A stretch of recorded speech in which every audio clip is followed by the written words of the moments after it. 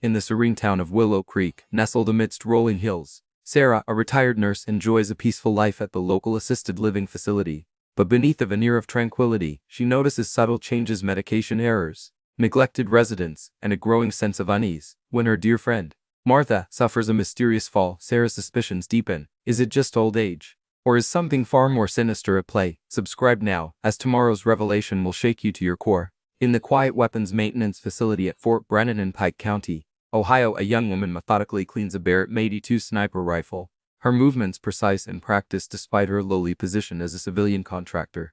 Kay Johnson has spent 8 months invisible to the military personnel around her, scrubbing weapons and organizing equipment while hiding the most painful secret of her life. But when General Patrick Stone arrives for an unexpected inspection and notices the faded Congressional Medal of Honor ribbon barely visible beneath her work shirt, everything changes.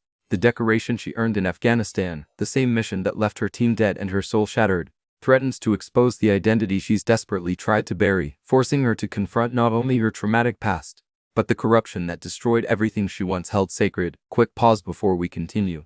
Tell us, where in the world are you watching from? If you're enjoying these stories, make sure to hit subscribe because tomorrow's episode is absolutely mind-blowing. Steam rises from Kate's coffee cup as she sits alone in the corner of the weapons maintenance facility. The Barrett .82 disassembled before her on the metal workbench. Her hands move with mechanical precision, each component receiving the same careful attention she's given every weapon for the past 8 months. The cleaning rod slides through the barrel with practiced ease, removing microscopic traces of carbon buildup that most technicians would overlook. Around her, the facility hums with quiet activity. Fluorescent lights cast harsh shadows across rows of weapon racks, their metal surfaces gleaming under the artificial illumination. The air carries the familiar scent of gun oil and cleaning solvent mixed with the faint aroma of coffee from the break room next door. Kate has learned to find comfort in these industrial sounds and smells, the predictable routine that keeps her mind occupied and her hands busy. "Johnson, you're here early again," Sergeant First Les Paul Bennett observes as he enters through the main door, his boots echoing against the concrete floor.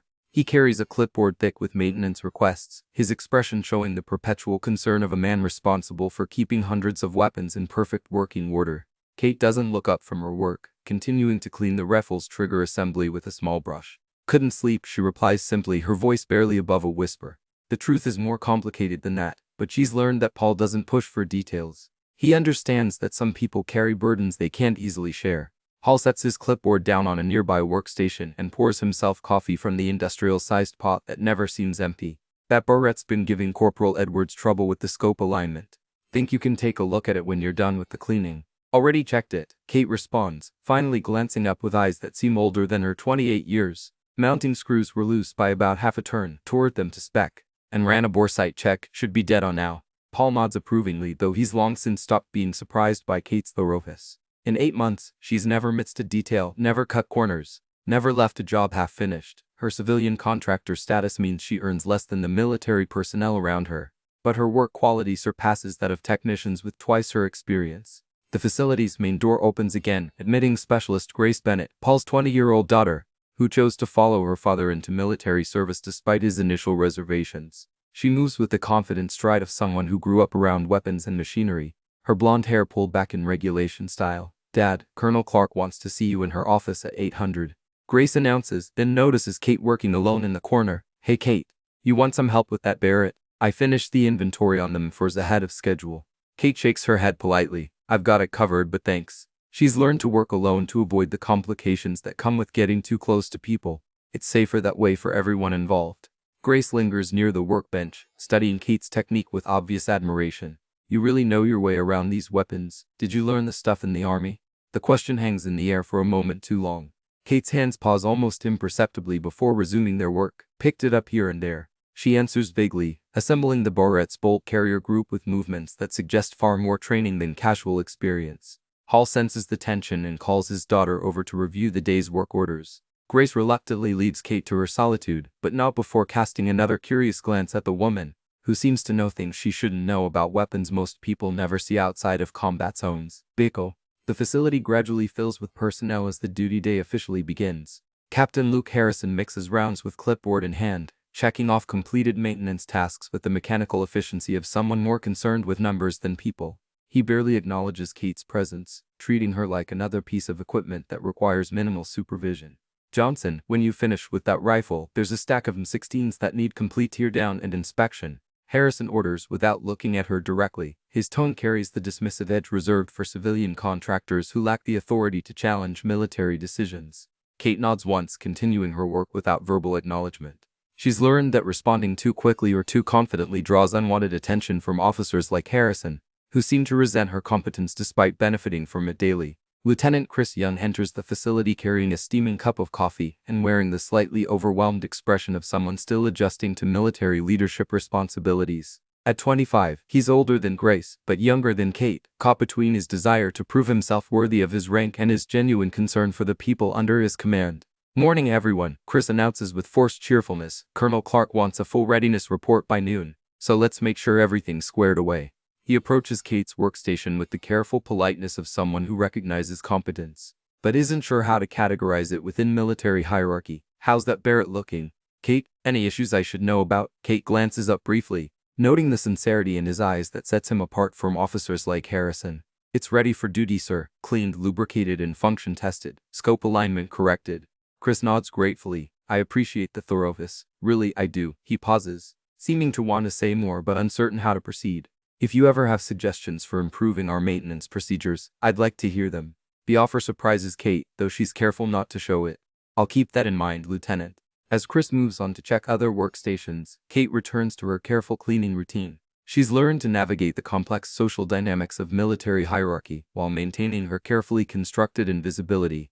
Too much competence draws suspicion, too little draws criticism. The balance requires constant attention, like walking a tightrope over an abyss. Master Sergeant Diane Roberts enters the facility with the purposeful stride of a 20-year veteran who's seen enough to recognize quality when she encounters it. Her sharp eyes immediately find Kate working alone in the corner, and she approaches with the direct manner that younger soldiers find intimidating, but experienced personnel respect. "Johnson, word is you've been putting in extra hours again." Diane observes, her tone neutral but watchful. "Everything okay?" Kate continues working, but she can feel Diane's experienced gaze studying her movements, noting details that escape less observant supervisors. "Just like to stay busy." Sergeant Diane's expression suggests she recognizes evasion when she hears it, but she doesn't press the issue immediately. Instead, she examines Kate's work on the Barrett, running her fingers along the perfectly clean surfaces and checking the smooth operation of the bolt mechanism. "This is exceptional work," Diane states matter-of-factly, "better than what I've seen from most armory specialists with formal training." She pauses, studying Kate's face. "You sure you learned this as a civilian contractor?" The question carries weight beyond casual curiosity. Kate meets Diane's eyes briefly, seeing recognition there that makes her pulse quicken. "I've always been good with my hands," she replies carefully. Diane nods slowly, as if filing away information for future reference. "Well, keep up the good work.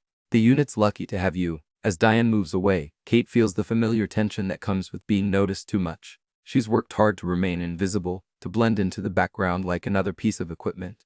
But there's something in Diane's manner that suggests her cover might not be as complete as she'd hoped. The facility's routine continues around her as she finishes reassembling the Barrett.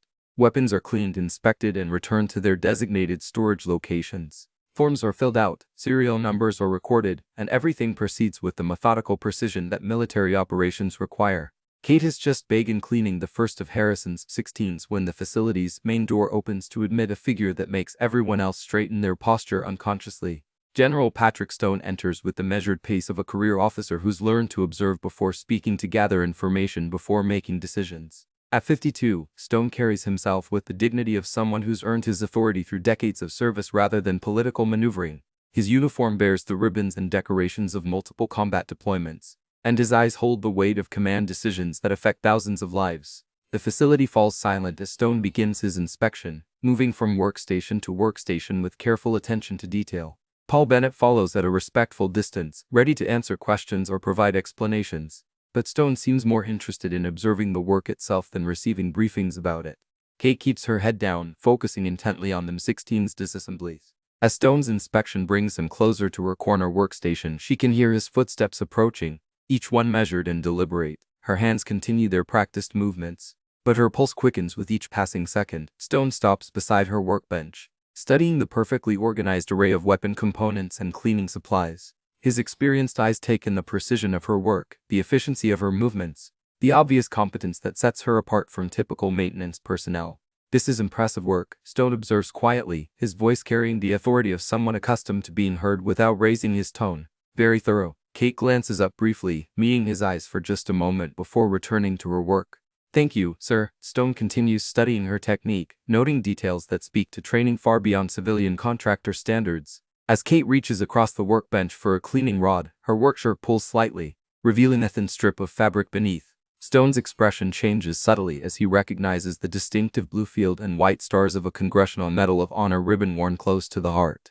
Despite being carefully hidden beneath civilian clothing, his breath catches almost imperceptibly, and he leans slightly closer to confirm what he's seeing. That's an interesting ribbon you're wearing. Stone comments carefully, his voice neutral, but carrying undertones that make Kate freeze momentarily. Kate's hand stopped moving for the first time since he approached. She looks up slowly, meeting his eyes with an expression that seems to age years in seconds. The careful mask of anonymity slips just enough to reveal depths of experience that no civilian contractor should possess. It belonged to someone who meant a lot to me, Kate replies quietly, her voice barely audible above the facility's ambient noise. Stone nods slowly, his expression showing the understanding of someone who recognizes sacrifice when he encounters it. They must have been quite remarkable. Kate's eyes return to her work, but Stone continues studying her with new interest. The ribbon itself tells a story of extraordinary valor under fire, of actions beyond the call of duty that resulted in the nation's highest military honor. But the way Kate wears it, hidden and close to her heart, suggests a personal connection that goes deeper than simple remembrance. What's your name, young lady? Stone asks, though his tone suggests he suspects the answer might be more complicated than it appears. Kate Johnson, sir. Civilian contractor, weapons maintenance. Stone's experienced eyes take in every detail of her appearance, from the precision of her movements to the subtle signs of military bearing that civilian training rarely produces. How long have you been working here, Miss Johnson? 8 months. Sir, the timeline coincides with several personnel changes at Fort Brennan, transfers that brought new faces and shifted the facility's operational dynamics. Stone makes a mental note to review the civilian contractor files more carefully, particularly those involving weapons maintenance specialists with Kate's obvious level of expertise. Well, keep up the excellent work, Stone says finally, but his tone suggests the conversation is far from over. As he moves away to continue his inspection, Kate can feel his occasional glances back toward her workstation, the weight of recognition that threatens to unravel 8 months of carefully maintained anonymity. The inspection concludes without further incident, but the atmosphere in the facility has changed subtly. Personnel move with slightly more purpose, conversations carry undertones of curiosity, and Kate finds herself the subject of more attention than she's received since arriving at Fort Brennan. As the duty day continues, Kate works with mechanical precision, but her mind races with implications and possibilities. The careful balance she's maintained for 8 months has been disturbed by a moment of carelessness, a ribbon glimpse beneath fabric that was never meant to be seen. She thinks about Daniel Ghost Brooks, whose memory that ribbon honors, whose death in Afghanistan still haunts her dreams. She thinks about the mission that went wrong, the betrayal that cost her team their lives, and the corruption that forced her into hiding. Most of all, she thinks about whether her time as Kate Johnson, invisible civilian contractor, is finally coming to an end. The Barrett 82 sits before her, cleaned and ready for duty, its precision mechanics reflecting her own careful attention to detail. But precision can be a double-edged sword, revealing as much as it conceals, especially when observed by eyes trained to recognize excellence disguised as ordinary competence. As afternoon shadows begin to lengthen across the facility floor, Kate continues her methodical work, knowing that General Stone's recognition of that ribbon has set events in motion that she can no longer control. The quiet anonymity she's cultivated is beginning to crack, and the woman she's tried so hard to forget is starting to emerge from beneath the surface of Kate Johnson's carefully constructed identity. Telling and preparing this story took us a lot of time, so if you're enjoying it, subscribe to our channel. It means a lot to us. Now, back to the story. Colonel Susan Clark's office overlooks the parade ground where soldiers conduct their evening formation, their voices carrying through the thick glass windows as Kate sits rigidly in the uncomfortable wooden chair. The summons came an hour after General Stone finished his inspection, delivered by a nervous private who avoided eye contact while requesting her immediate presence. Kate's hands rest motionless in her lap, calloused fingers betraying years of handling weapons far more sophisticated than the maintenance tools she's grown accustomed to using. Your personnel file makes interesting reading, Miss Johnson. Colonel Clark begins flipping through a manila folder that seems surprisingly thick for a civilian contractor's records. Her voice carries the precise diction of someone who chooses words carefully, measuring their impact before speaking. 8 months ago, you appeared at our gate with impeccable references and skill certifications that most armory specialists would envy. Kate maintains her composure, though her pulse quickens at the implications hidden within Clark's measured tone. "I've always taken pride in thorough work, ma'am." Clark closes the folder deliberately, studying Kate with the analytical gaze of an intelligence officer trained to recognize deception. The references check out, of course: sterling recommendations from civilian training facilities, glowing endorsements from previous employers. She pauses, letting the silence stretch uncomfortably. Except none of those facilities have any record of actually training someone named Kate Johnson. The revelation hangs between them like smoke from a discharged weapon. Kate forces herself to breathe steadily, maintaining the facade of confused innocence while her mind races through possible responses. "I'm not sure what you mean, Colonel. My certifications are legitimate." "Oh, the certifications are real enough," Clark acknowledges, opening a second folder that contains photographs and documents Kate hoped never to see again. "But they were issued to someone else entirely. Someone whose military records are so heavily classified that I needed General Stone's personal authorization just to access the basic information." Kate's carefully constructed world begins to fracture as Clark spreads photographs across the desk. Images of a younger woman in army fatigues, receiving commendations, shaking hands with high-ranking officers whose faces have been partially redacted for security purposes. The woman in the photographs bears Kate's features, but carries herself with the confident bearing of a soldier who's never doubted her place in the world. "Staff Sergeant Catherine Steele Johnson," Clark reads from an official document. "United States Army Rangers, 2nd Battalion. Multiple combat deployments, specialized training in advanced marksmanship and reconnaissance operations." She looks up from the papers, her expression mixing professional respect with personal curiosity. "Congressional Medal of Honor awarded posthumously after the Kanawha Valley incident 3 years ago." Kate's composure finally cracks, her shoulders sagging as the weight of hidden identity becomes too heavy to bear alone. Posthumously being the operative word. Colonel Catherine Steele Johnson died in that valley along with the rest of her team. Clark nods slowly, understanding dawning in her expression. But Kate Johnson's civilian contractors survived to seek employment at Fort Brennan. Convenient that the records show no next of kin to claim Staff Sergeant Johnson's remains. "Sometimes the only way to honor the dead is to disappear." Kate replies quietly, her voice carrying depths of pain that no amount of training can completely suppress. "The Army buried an empty casket. I buried the person I used to be." The office falls silent except for the distant sounds of evening formation concluding on the parade ground. Clark studies the woman before her, recognizing the psychological scars that military psychiatrists train to identify but rarely know how to heal completely. "General Stone wants to see you," Clark finally announces, gathering the scattered documents with practiced efficiency. "He's reviewed your complete file, including portions that require presidential authorization to access." She pauses at the door, hand resting on the brass handle. "Whatever happened in Afghanistan, Kate? It's time to stop running from it." An hour later, Kate finds herself in General Stone's private office, surrounded by decades of military memorabilia that speak to a career spent in service of principles larger than personal comfort. Stone sits behind a massive oak desk, his uniform jacket hung carefully on a brass coat rack, his sleeves rolled up in the manner of someone prepared for lengthy conversation. "The medal you're wearing belonged to Staff Sergeant Catherine Johnson," Stone begins without preamble, his tone carrying the authority of absolute certainty, "a soldier who officially died 3 years ago during a classified operation that went catastrophically wrong." Kate meets his gaze directly for the first time, abandoning the deferential posture she's maintained for 8 months. "She died when her team was betrayed by intelligence provided through compromised channels. The woman wearing her medal is someone else entirely." Stone nods approvingly at her directness. "I've read the afteration reports, Kate, both the sanitized version released to families and the classified assessment that explains what really happened." He opens a secure file cabinet, retrieving documents marked with security classifications that few people ever see. "Your team was conducting reconnaissance on a suspected weapons cache when they were ambushed by forces that knew their exact position and timing." The memories fled back despite Kate's efforts to suppress them, Daniel Brooks calling for extraction while enemy fire erupted from positions that should have been empty. Staff Sergeant Maria Santos bleeding out in the dust while radio communications crackled with conflicting orders. The smell of cordite and death mixing with the acrid dust that gets into everything in Afghanistan.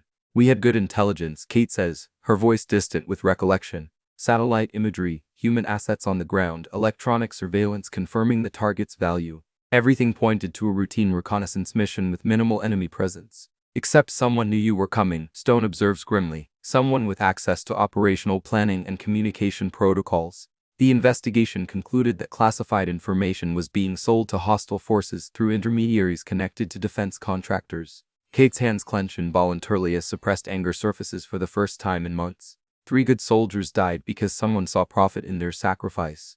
The Army couldn't prove who sold that information, so they classified the entire operation and moved on to other priorities. Stone's expression hardens with the righteous anger of a career soldier confronting institutional betrayal. The investigation was closed prematurely due to political pressure from defense contractors with connections to congressional oversight committees. But new evidence has emerged that suggests the corruption goes deeper than anyone initially suspected. He slides a photograph across the desk showing a man in an expensive suit shaking hands with military officials at what appears to be a formal reception. Kate recognizes the face immediately, though years have passed since she last saw Agent Richard Kane in person. Kane was a liaison between military intelligence and Meridian Defense Solutions. Stone explains his security clearance gave him access to operational details that few civilians ever see. Financial records suggest he received substantial payments from offshore accounts during the period when your team's mission was compromised. Kate studies the photograph with the detached focus she once applied to target identification through rifle scopes.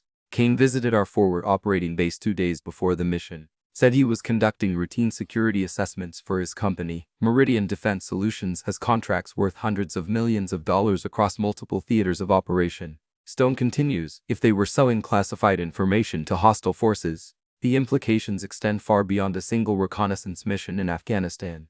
The weight of that revelation settles over Kate like the oppressive heat of an Afghan summer. Her team's deaths weren't just the result of isolated corruption, but part of a systematic betrayal that continues to endanger soldiers across the globe. Why are you telling me this, General? Kate asks, though she suspects she already knows the answer. Stone leans forward, his expression mixing professional determination with personal conviction. Because Catherine Steele Johnson was the only survivor of that ambush, and Kate Johnson has spent 3 years developing skills and knowledge that make her uniquely qualified to help expose this corruption.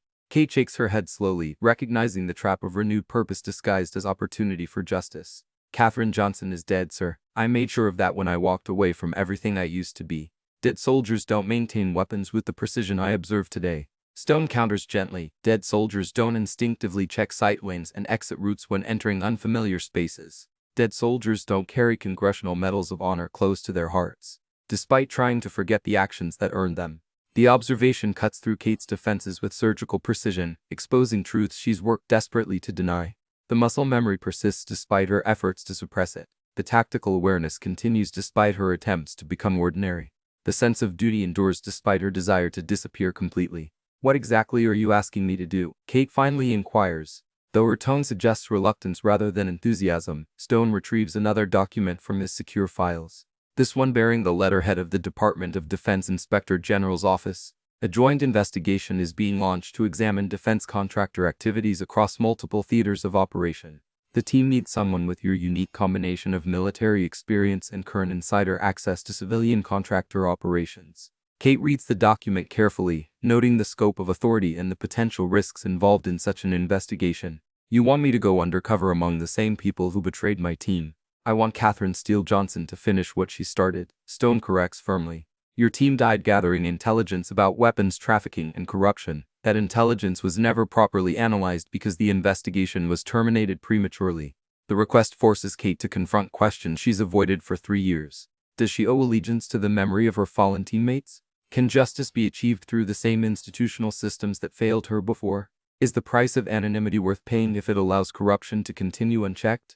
I'll need guarantees, Kate states after a long pause, her tone shifting from reluctant civilian to negotiating soldier. Full operational authority, access to classified materials, and protection for anyone who helps with the investigation. Stone nods approvingly at her conditions. You'll have complete support from the Inspector General's office and coordination with military intelligence assets. Your cover as Kate Johnson, civilian contractor, provides perfect access to defense contractor operations. Kate stands slowly, feeling the weight of renewed purpose settling across her shoulders like familiar equipment.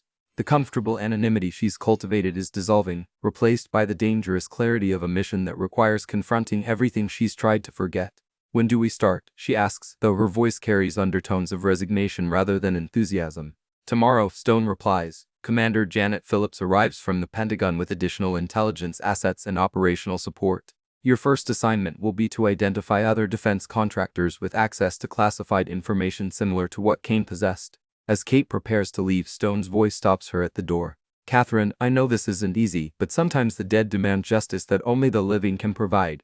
Kate nods once, understanding the weight of obligation that connects the past to the present. Outside the general's office, evening shadows stretch across the base as soldiers complete their daily routines. unaware that their security may depend on exposing corruption that reaches into the highest levels of military operations. The comfortable numbness that has protected Kate for 3 years is beginning to fade, replaced by the sharp focus of renewed purpose. Tomorrow will bring new challenges and old dangers. But tonight, she allows herself to remember Daniel Brooks and her fallen teammates, not as sources of guilt, but as reasons for seeking justice. The Congressional Medal of Honor ribbon rests against her heart, no longer hidden beneath civilian clothing, but worn openly as a reminder of sacrifice that demands completion. Kate Johnson, civilian contractor, is beginning her final transformation back into Staff Sergeant Catherine Steele Johnson, United States Army Rangers. The hunt for those who betrayed her team is about to begin.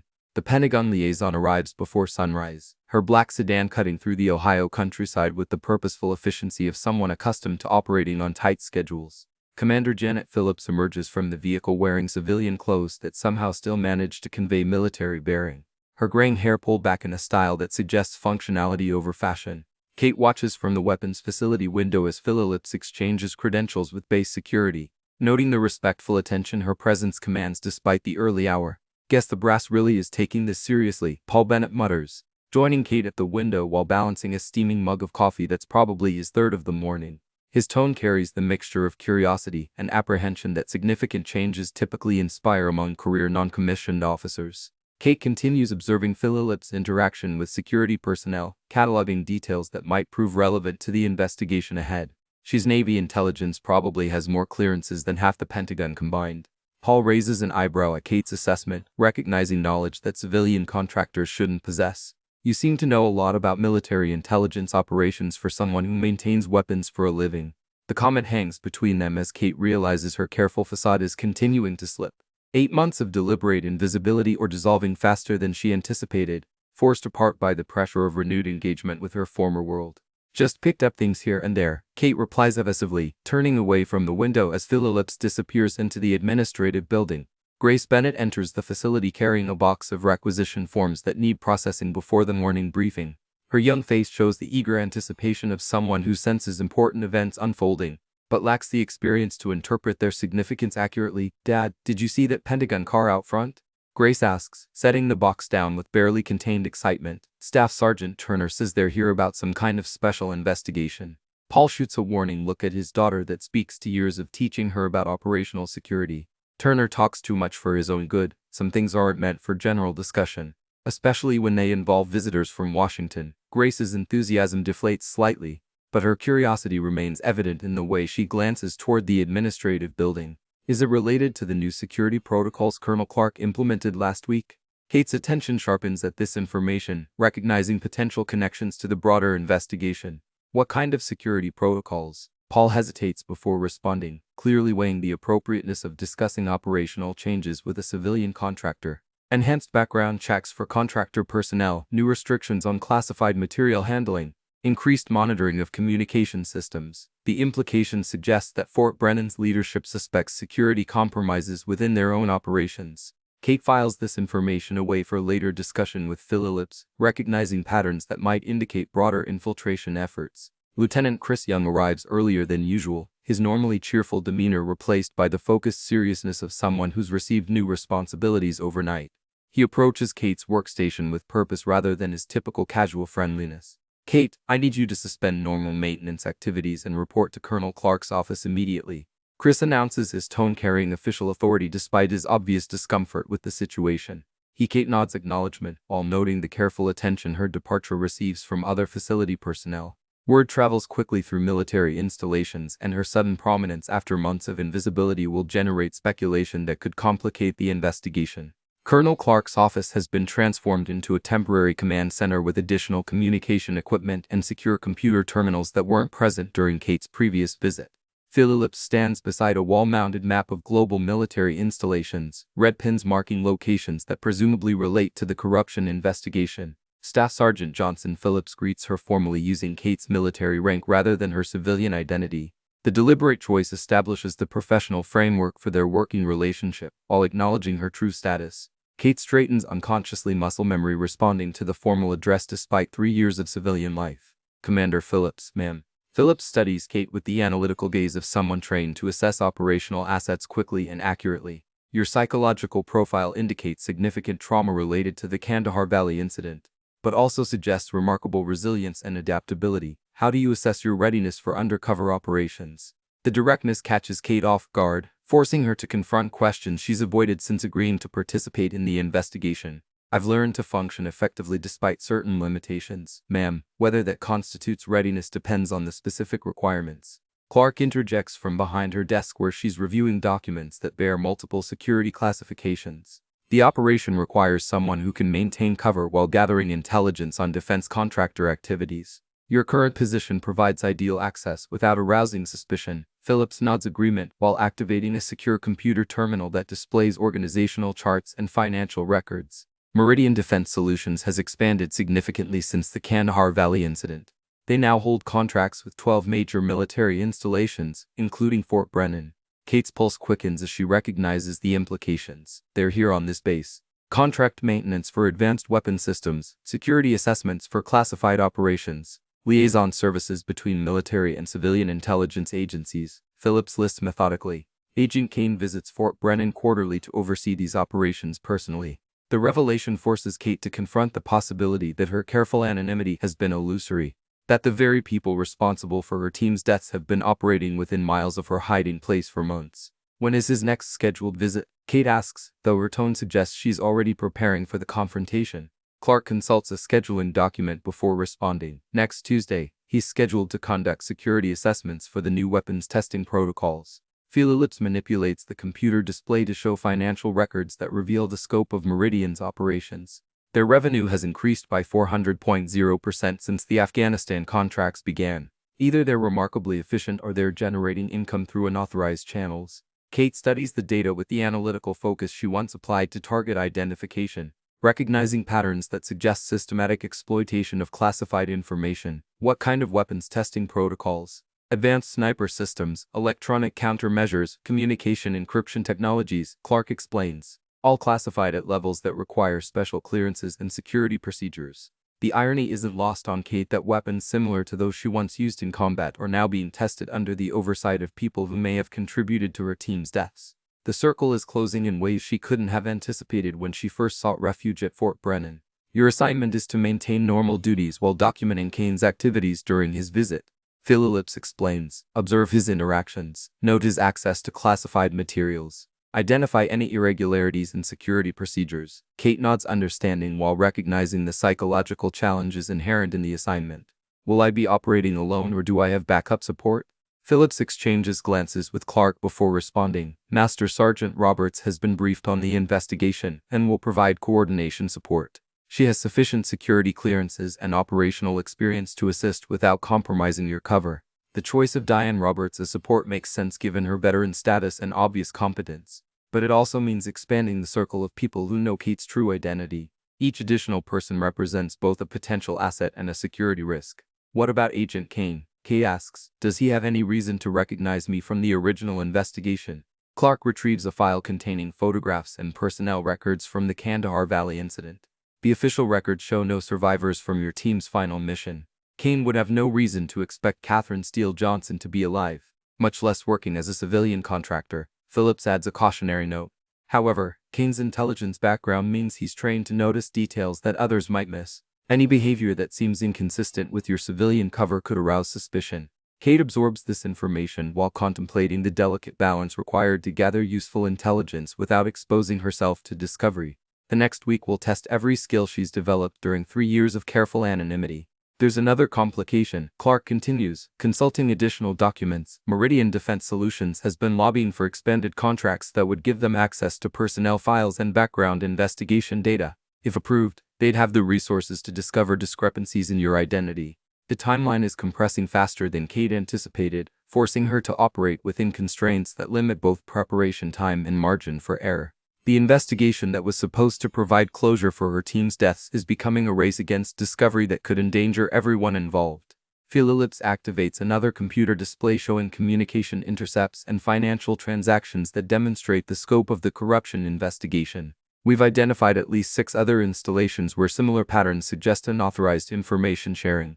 Fort Brennan represents our best opportunity to gather direct evidence of criminal activity. Kate studies the data, with growing understanding of how her personal quest for justice has evolved into a broader effort to protect military operations across multiple theaters. The stakes extend far beyond avenging her fallen teammates to preventing future betrayals that could cost countless additional lives. What happens if Kane recognizes me? Kate asks, acknowledging the possibility despite everyone's efforts to minimize the risk.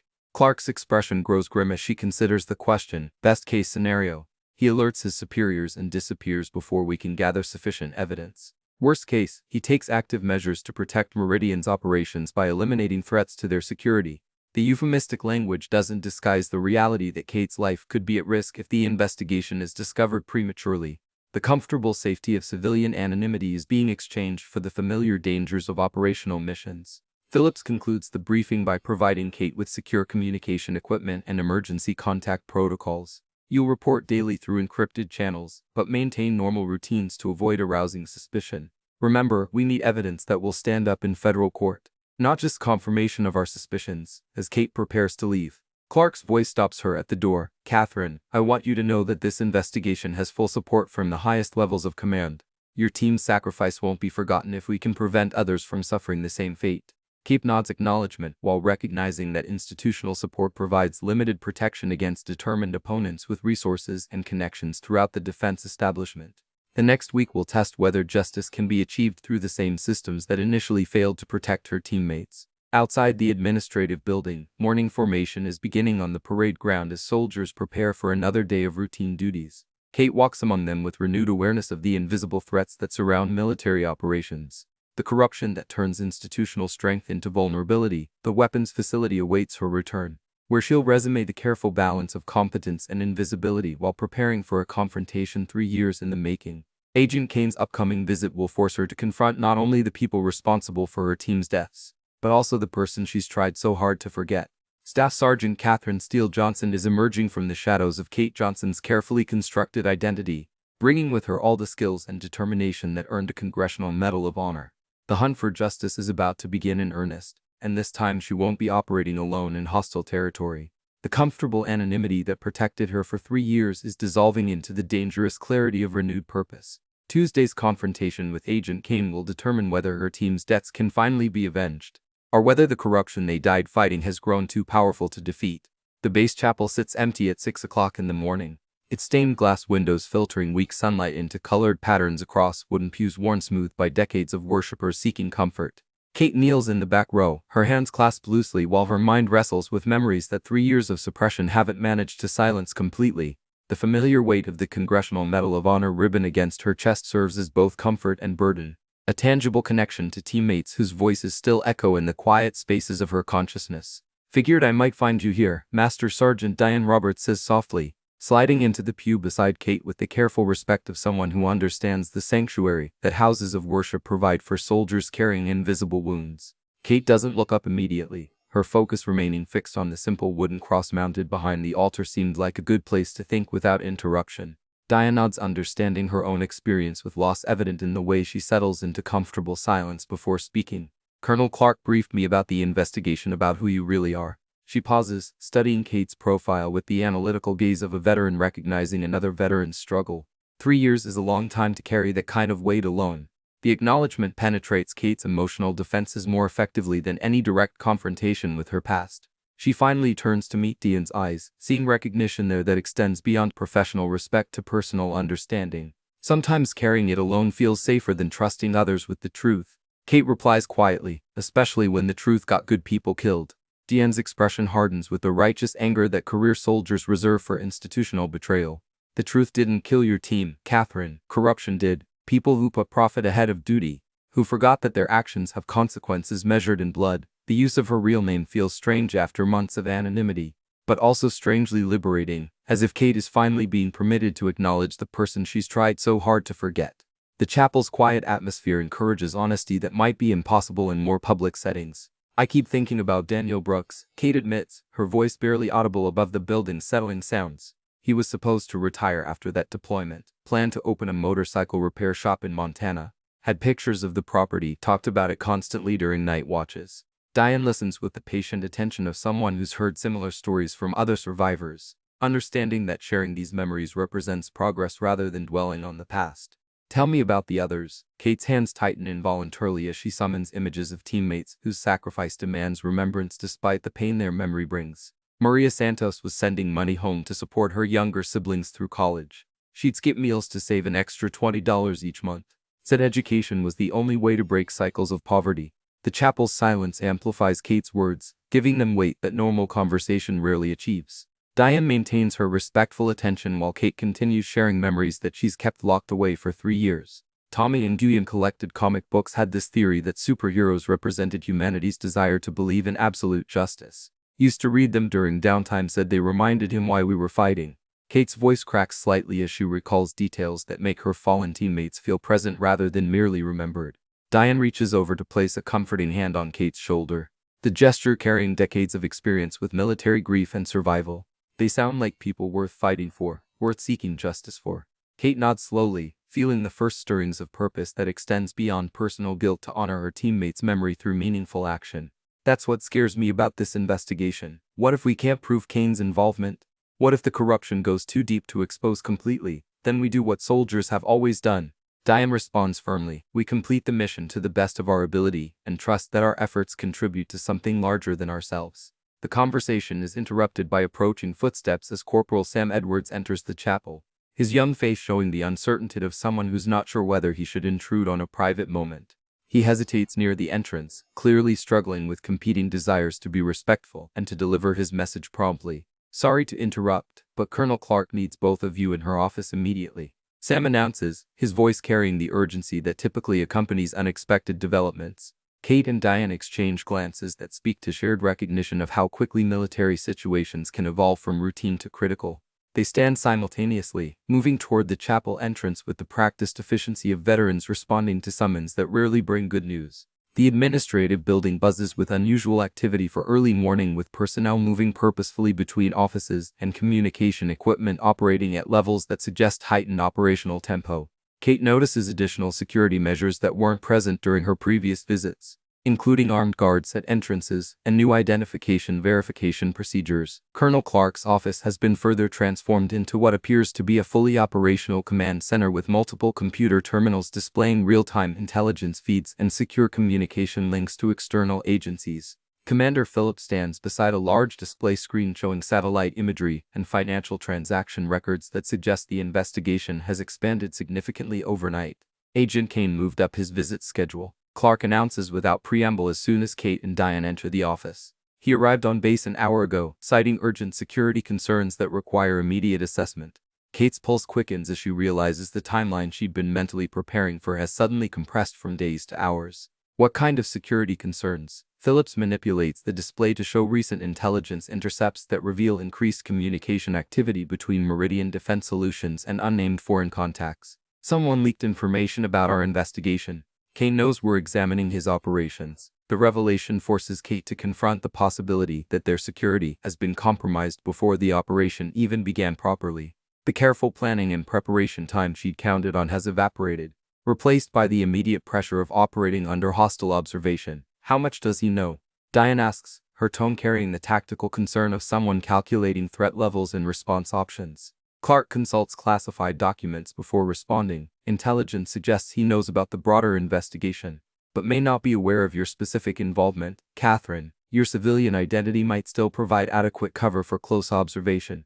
Phillips adds cautionary details that complicate the operational picture. However, Kane brought additional Meridian personnel with him, including technical specialists and security consultants. Their presence suggests they're preparing for more than routine assessments.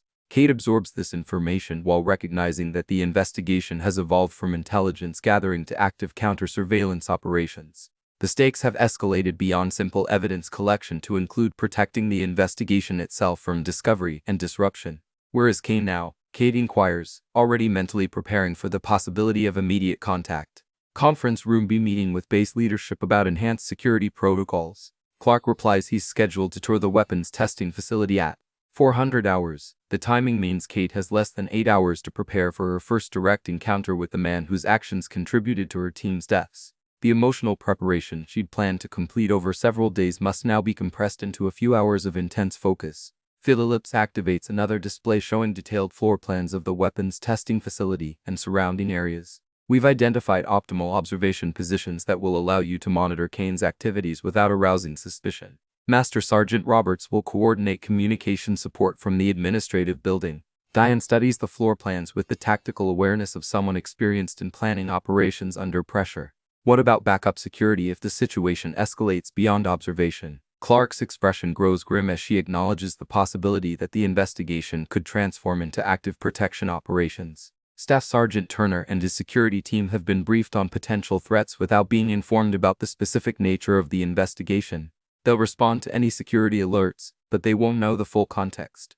Kate recognizes the complexity of operating within multiple layers of security and secrecy, where protecting the investigation's integrity requires limiting information sharing even among potential allies. The isolation feels familiar from her previous military experience, but also adds psychological pressure to an already stressful situation.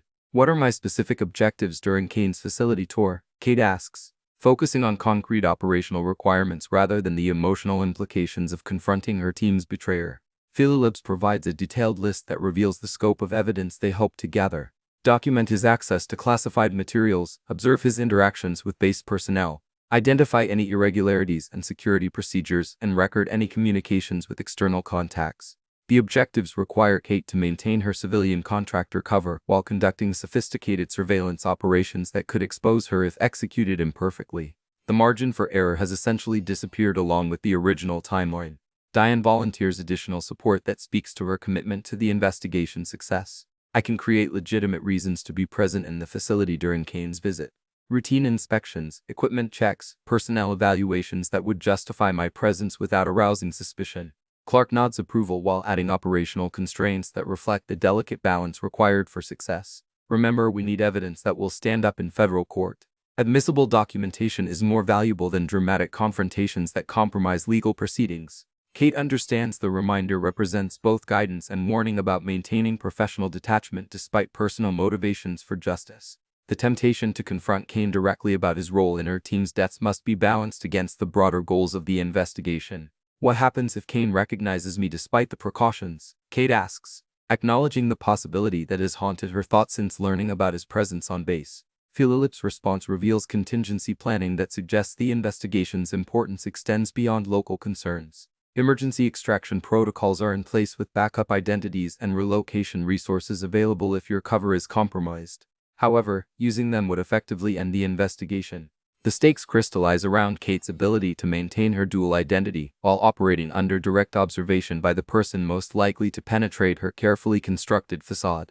Success requires perfect execution of deception that she's maintained for 3 years, but now under conditions designed to test its limits. Clark concludes the briefing by emphasizing the broader implications of their efforts. This investigation represents our best opportunity to expose corruption that endangers military operations worldwide. Your teammates' sacrifice will contribute to protecting countless other soldiers if we can successfully document Kane's criminal activities. As Kate prepares to leave for what may be her final hours as an anonymous civilian contractor, she feels the weight of responsibility extending beyond personal justice to institutional protection. The comfortable anonymity that shielded her from painful memories is being exchanged for the dangerous clarity of renewed purpose. The chapel's peace seems distant as she contemplates the afternoon's challenges. But the conversation with Diane has reminded her that carrying burdens alone isn't always necessary or wise.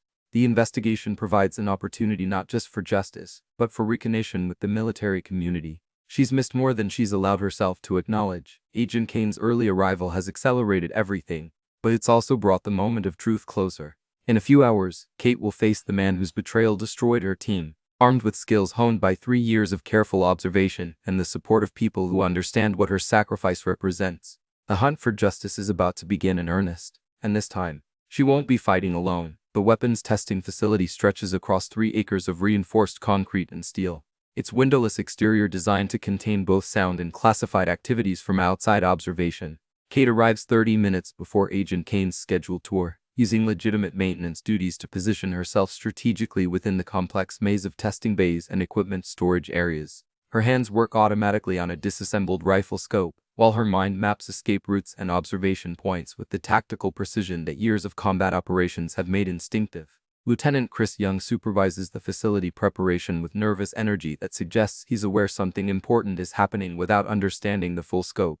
His clipboard contains detailed checklists for security protocols that seem unusually comprehensive for routine contractor visits, leading Kate to wonder how much base leadership knows about Kane's true significance. Kate, when you finish with that scope, could you double-check the ammunition storage logs? Chris requests, his tone carrying the forced casualness of someone trying to appear normal while managing extraordinary circumstances. Everything needs to be perfect for this inspection. Kate nods acknowledgement while noting the strategic positioning of additional security personnel throughout the facility. Staff Sergeant Mike Turner and his team maintain professional alertness that speaks to heightened threat awareness. Even if they haven't been briefed about specific dangers, the facility's main entrance opens to admit a group of civilians whose expensive suits and confident bearing immediately distinguish them from typical military contractors. Agent Richard Kane leads the group with the measured pace of someone accustomed to command authority, his silver hair and lined face showing years of experience navigating complex political and military environments.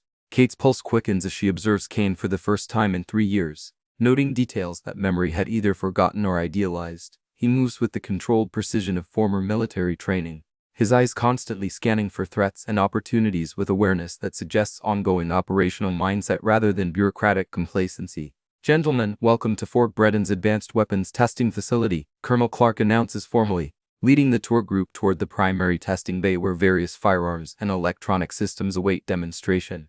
Kate maintains her position at a workbench that provides clear sight lines to the tour route while appearing naturally occupied with routine maintenance tasks. Her hands continue working on the rifle scope, but her attention focuses completely on Kane's behavior and interactions with base personnel. Kane's security specialist, a lean man with watchful eyes and concealed weapon bulges that speak to professional protection training, surveys the facility with systematic thoroughness that makes Kate uncomfortable. His gaze lingers on personnel positions and potential security vulnerabilities in ways that suggest defensive planning rather than casual observation. "This facility represents the cutting edge of small arms development," Colonel Clark continues, guiding the group toward a display of prototype weapon systems. "Our testing protocols ensure that new technologies meet the highest standards of reliability and effectiveness before field deployment." Kane examines the weapons display with obvious expertise, his questions revealing detailed knowledge of specifications and capabilities that extends beyond what civilian contractors typically possess. "These electronic targeting systems are impressive. How do you ensure that the test data remains secure from unauthorized access?" The question carries undertones that make Kate's instincts sharpen with recognition of potential intelligence gathering disguised as legitimate inquiry. She adjusts her position slightly to improve her observation angle while maintaining the appearance of focused work. All test data is classified at the highest levels and stored in systems with multiple security protocols. Clark responds carefully, her tone suggesting awareness that she's providing information to someone whose motives may not align completely with military interests. Kane's technical specialist, a younger man with thick glasses and nervous mannerisms, begins examining computer terminals and data storage systems with interest that seems to exceed the scope of routine security assessments. His movements suggest familiarity with military technology that raises questions about his background and clearance levels. "Kate, could you assist with the demonstration preparation?" Master Sergeant Diane Roberts requests, approaching Kate's workbench with purpose that provides legitimate justification for movement closer to the tour group. Kate stands smoothly, gathering tools and maintenance materials while positioning herself within earshot of Kane's conversations with base personnel. Her civilian contractor status makes her essentially invisible to the visiting group, providing perfect cover for close observation. The ammunition storage protocols are particularly impressive. Kane comments to Lieutenant Chris Young, who's been assigned to answer technical questions about facility operations. "How often do you conduct inventory audits of classified munitions?" Chris consults his clipboard before responding, clearly trying to provide accurate information while avoiding security breaches. "Weekly visual inspections, monthly detailed counts, quarterly comprehensive audits with external oversight." Kane nods approvingly while his security specialist makes notes that seem unusually detailed for routine assessments.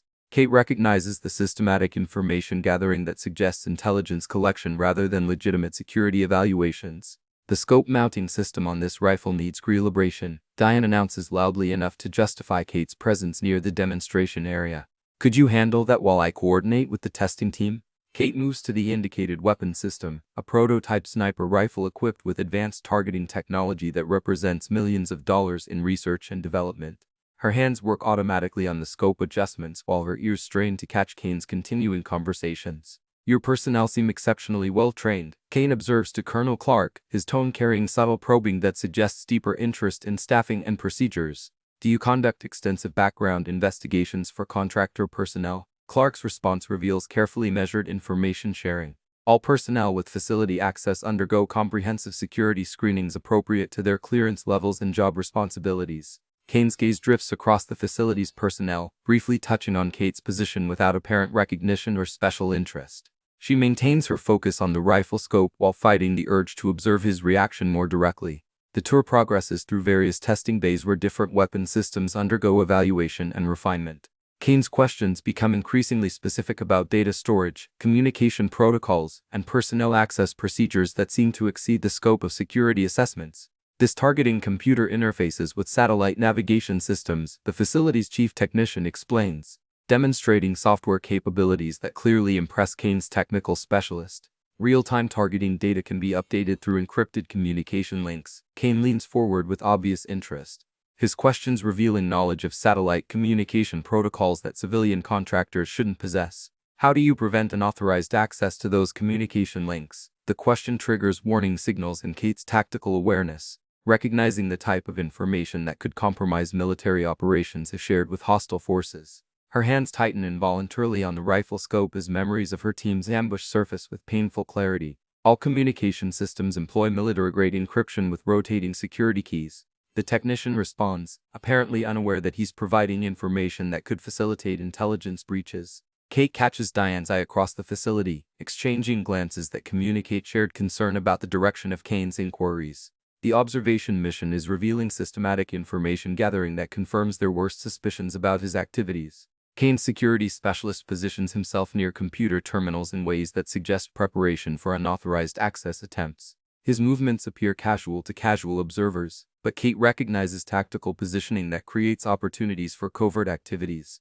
The ammunition testing procedures require strict safety protocols, Chris explains, leading the group toward the firing range where various weapons undergo live fire evaluations. All personnel must maintain minimum safe distances during active testing. Kane uses the movement to separate slightly from the main group, allowing his technical specialists to linger near unattended computer systems. Kate notes the coordinated behavior that suggests practiced intelligence gathering operations rather than routine facility tours. "Excuse me, sir," Staff Sergeant Turner interrupts politely, approaching Kane's specialist with professional authority. "This area requires escort supervision for all visitors. Security protocols don't permit unaccompanied access to technical systems." The specialist's flustered response reveals discomfort with being observed directly, his nervous energy suggesting guilty knowledge of unauthorized activities. Kane smoothly intervenes to defuse the situation while repositioning his team member away from the sensitive equipment. "My apologies, Sergeant. We're simply impressed by the advanced technology and eager to understand the security measures that protect it." Kane explains with practiced charm that masks the underlying tension Kate recognizes from their previous encounters. Turner accepts the explanation with professional courtesy while maintaining watchful attention that suggests he's been briefed about potential security concerns. His positioning effectively prevents further unauthorized access attempts without creating obvious confrontation. The demonstration reaches its climax with live fire testing of the prototype sniper rifle that Kate has been maintaining. The weapon's advanced targeting system acquires targets with computer-assisted precision that represents significant technological advancement over standard military equipment. "Remarkable accuracy," Kane comments, observing the target results with obvious appreciation for the system's capabilities. "What's the effective range of this targeting system under field conditions?" Colonel Clark's response reveals classified performance specifications that make Kate uncomfortable about information sharing with potentially compromised contractors. The demonstration is providing Kane with detailed intelligence about capabilities that could advantage hostile forces if shared inappropriately. Kate completes her scope adjustments while positioning herself to observe Kane's final interactions with base personnel. His systematic questioning has gathered comprehensive information about facility operations, security procedures, and technical capabilities that extends far beyond routine assessments. "Thank you for the comprehensive tour," Kane tells Colonel Clark. As the demonstration concludes, Meridian Defense Solutions is impressed by Fort Brenton's operational excellence and security consciousness. His closing comments carry undertones that suggest the visit has achieved objectives beyond official security assessments. Kate notes the satisfied expression that indicates successful intelligence gathering rather than routine contractor business. As the tour group prepares to leave, Kane's security specialist makes a final attempt to approach computer terminals, but Turner's continued presence prevents unauthorized access. The frustrated expression on the specialist's face confirms Kate's suspicions about their true intentions. "Kate, excellent work on that scope calibration," Diane announces as the facility returns to normal operations. "The targeting accuracy improves significantly with your adjustments." Kate nods acknowledgement while processing everything she's observed during Kane's visit. The systematic information gathering, coordinated attempts at unauthorized access, and detailed questioning about security procedures confirmed the corruption investigation's fundamental assumptions about Meridian's activities. The afternoon's observations have provided crucial evidence of Kane's intelligence-gathering operations, but they've also revealed the sophisticated nature of the threat facing military security.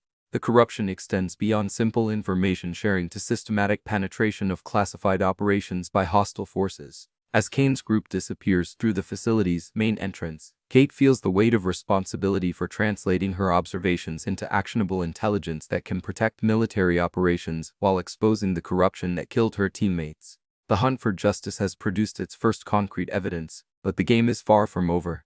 Kane's visit has revealed the scope of the threat while demonstrating that the investigation itself may be operating under hostile observation. Tonight's debriefing will determine whether the evidence gathered is sufficient to proceed with legal action or whether additional operations will be necessary to build a complete case against Meridian Defense Solutions and their systematic betrayal of military trust. The secure conference room buzzes with electronic countermeasures designed to prevent eavesdropping, their subtle hum creating an artificial barrier between the investigation team and potential surveillance. Kate sits across from Commander Phillips and Colonel Clark. Her detailed observations from Kane's facility tour spread across the table in the form of handwritten notes that can't be intercepted through digital channels. The weight of evidence she's gathered feels both substantial and insufficient.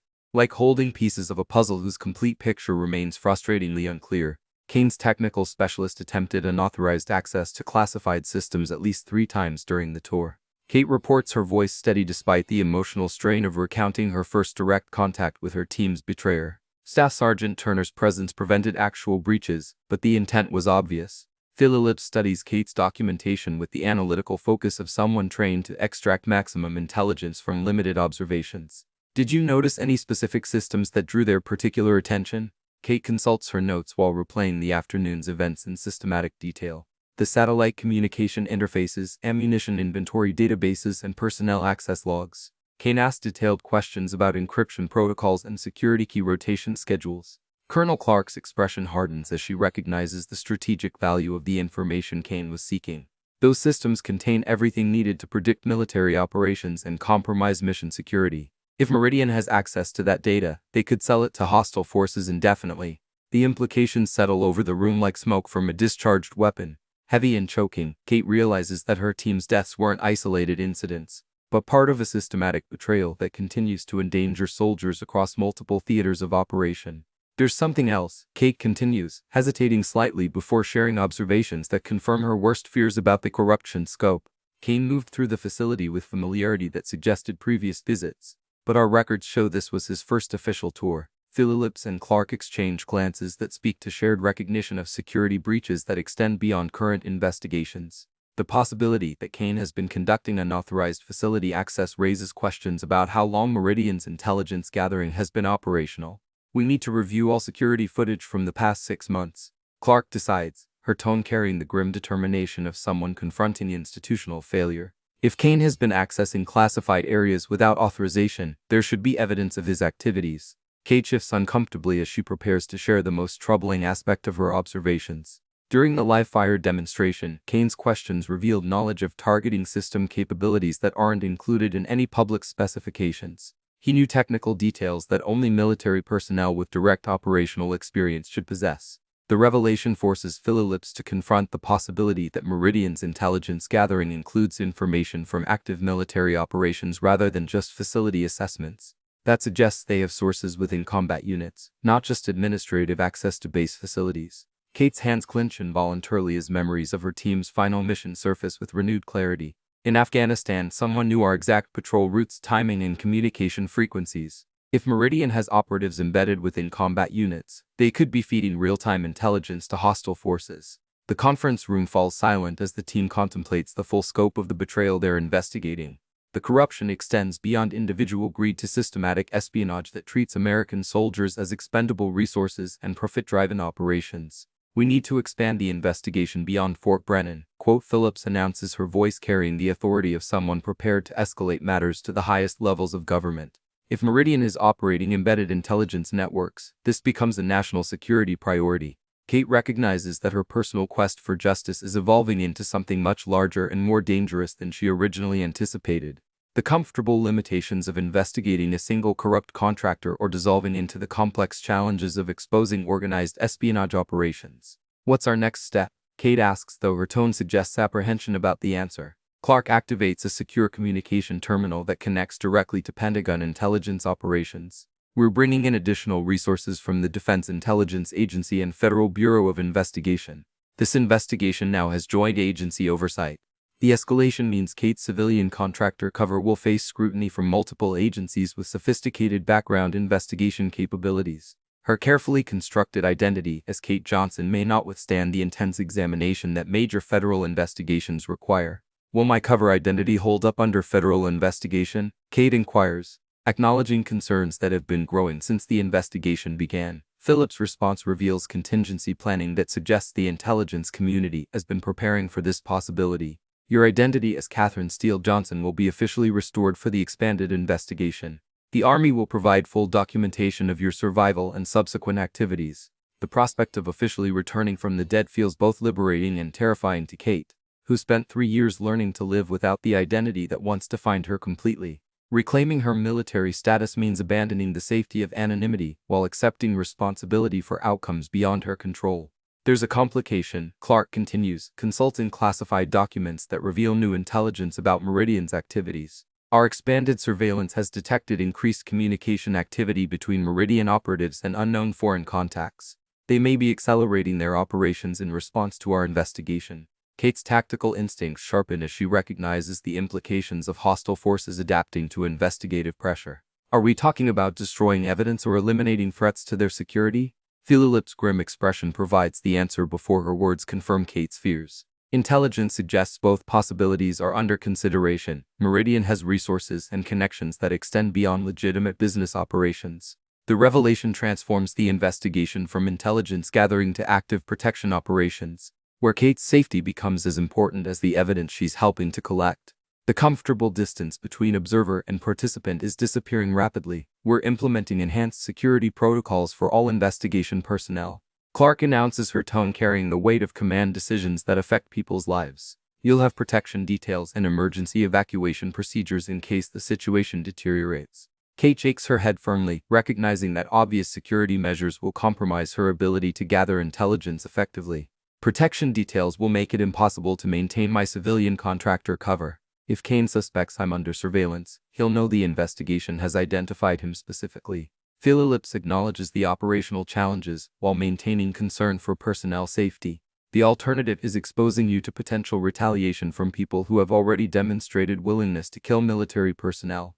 The choice between safety and effectiveness forces Kate to confront questions about acceptable risk that she's been avoiding since agreeing to participate in the investigation. Her team died because someone prioritized profit over their safety, but exposing that corruption requires accepting similar dangers. I didn't survive Afghanistan to hide from corporate executives, Kate states firmly, her voice carrying echoes of the confidence that once made her an effective combat soldier. If we're going to stop Meridian, we need evidence that will stand up in federal court, not just confirmation of our suspicions. Clark studies Kate with the appraising look of a commander evaluating personnel for dangerous assignments. What are you proposing? Kate's response reveals tactical thinking that synthesizes her military experience with intelligence gathered during the investigation. Kane's visit established patterns we can exploit. He'll return within 30 days to collect the intelligence his team couldn't access today. Next time we'll be ready. Phillips considers the proposal while calculating risks and potential benefits. You're talking about setting a trap that uses you as bait to expose Meridian's intelligence gathering operations. I'm talking about completing the mission my team started 3 years ago. Kate corrects, her tone carrying the determination of someone who's found renewed purpose after years of drift. They died gathering intelligence about weapons trafficking and corruption.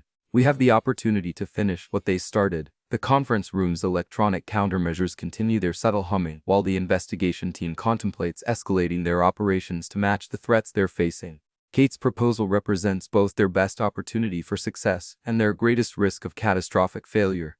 The Pentagon will need to approve any operation that deliberately exposes investigation personnel to hostile action. Phillips states, though her tone suggests she's already considering how to present the proposal to higher authority. Clark adds operational considerations that reflect her command experience with complex military operations.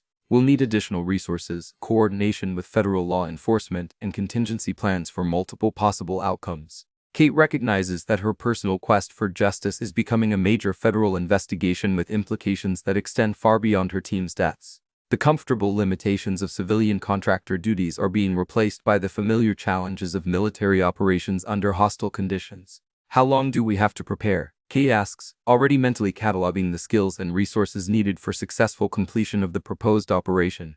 Phillips consults intelligence reports that predict Meridian's operational timeline based on their observed patterns. Intelligence suggests Kane will return within 2 weeks to complete the intelligence gathering his team couldn't finish today.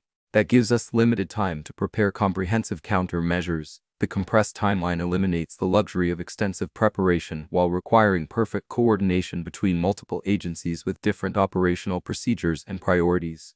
Kate feels the familiar pressure of military operations where success depends on flawless execution under adverse conditions. I'll need additional training on current surveillance technologies and federal evidence collection procedures.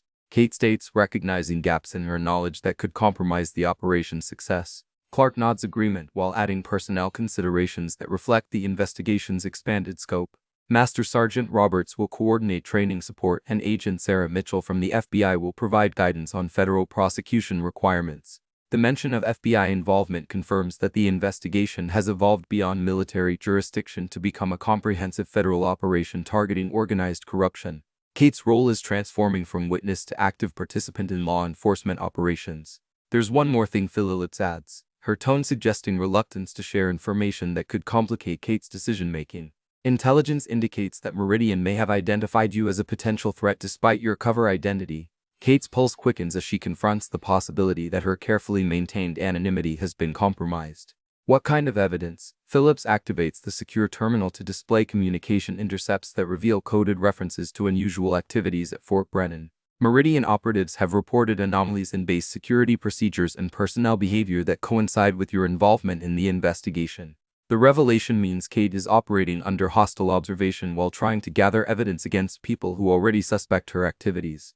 The margin for error has essentially disappeared, replaced by the immediate danger of discovery and retaliation. If they suspect me specifically, the proposed operation becomes significantly more dangerous. Kate observes, recognizing that the tactical situation has deteriorated since her agreement to participate. Clark's response reveals command thinking that balances personnel safety against mission requirements. It also means we may not get another opportunity to gather evidence if we don't act decisively during Kane's next visit. Kate absorbs this information while recognizing that her choice to seek justice for her team has evolved into a life-or-death confrontation with organized corruption that extends throughout the defense establishment. The comfortable anonymity that protected her for 3 years is dissolving into the dangerous clarity of renewed combat operations. The investigation that began with her accidental exposure has become her best opportunity to honor her teammates' sacrifice while protecting future soldiers from similar betrayal.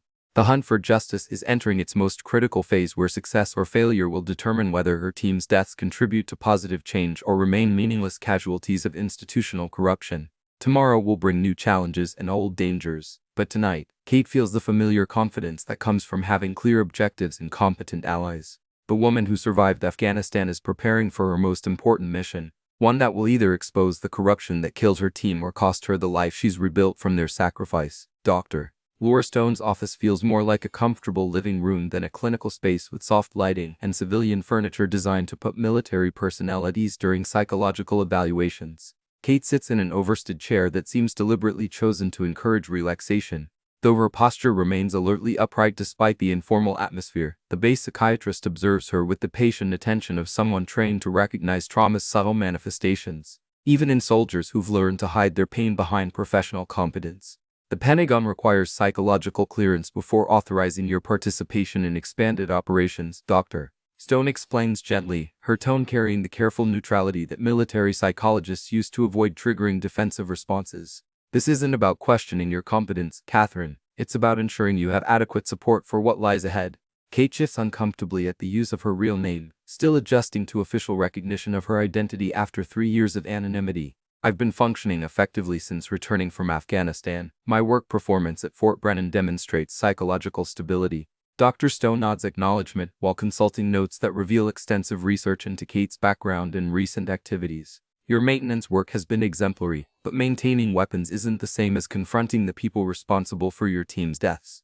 The psychological demands are entirely different. The observation penetrates Kate's defenses more effectively than direct challenges to her readiness, forcing her to acknowledge fears she's been suppressing since agreeing to participate in the investigation.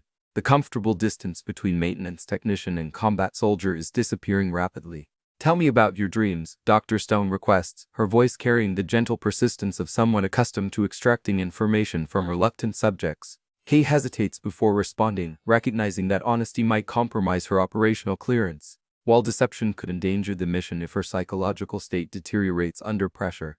I dream about Afghanistan sometimes, about my team, about things I could have done differently. Dr. Stone makes notes while maintaining eye contact that encourages continued disclosure. Do these dreams affect your daily functioning, sleep patterns, concentration, emotional regulation? Not significantly, Kate replies carefully, though her tone suggests the answer requires more qualification than she's providing. I have learned to manage the psychological aftermath of combat operations. The base psychiatrist's expression indicates skepticism about Kate's self-assessment, recognizing evasion patterns that combat veterans often employ to avoid confronting unresolved trauma.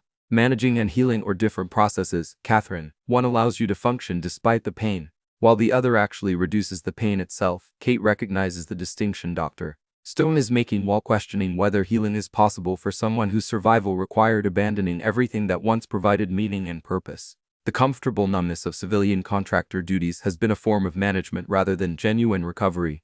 The investigation is forcing you to revisit traumatic experiences while placing you in situations that mirror the original trauma. Dr. Stone continues her analytical assessment, cutting through Kate's emotional defenses. That's a significant psychological burden, even for someone with your training and experience. The observation forces Kate to confront questions about her motivations that extend beyond simple justice for her fallen teammates. Is she seeking to honor their memory, or is she attempting to resolve guilt through dangerous actions that could replicate their fate?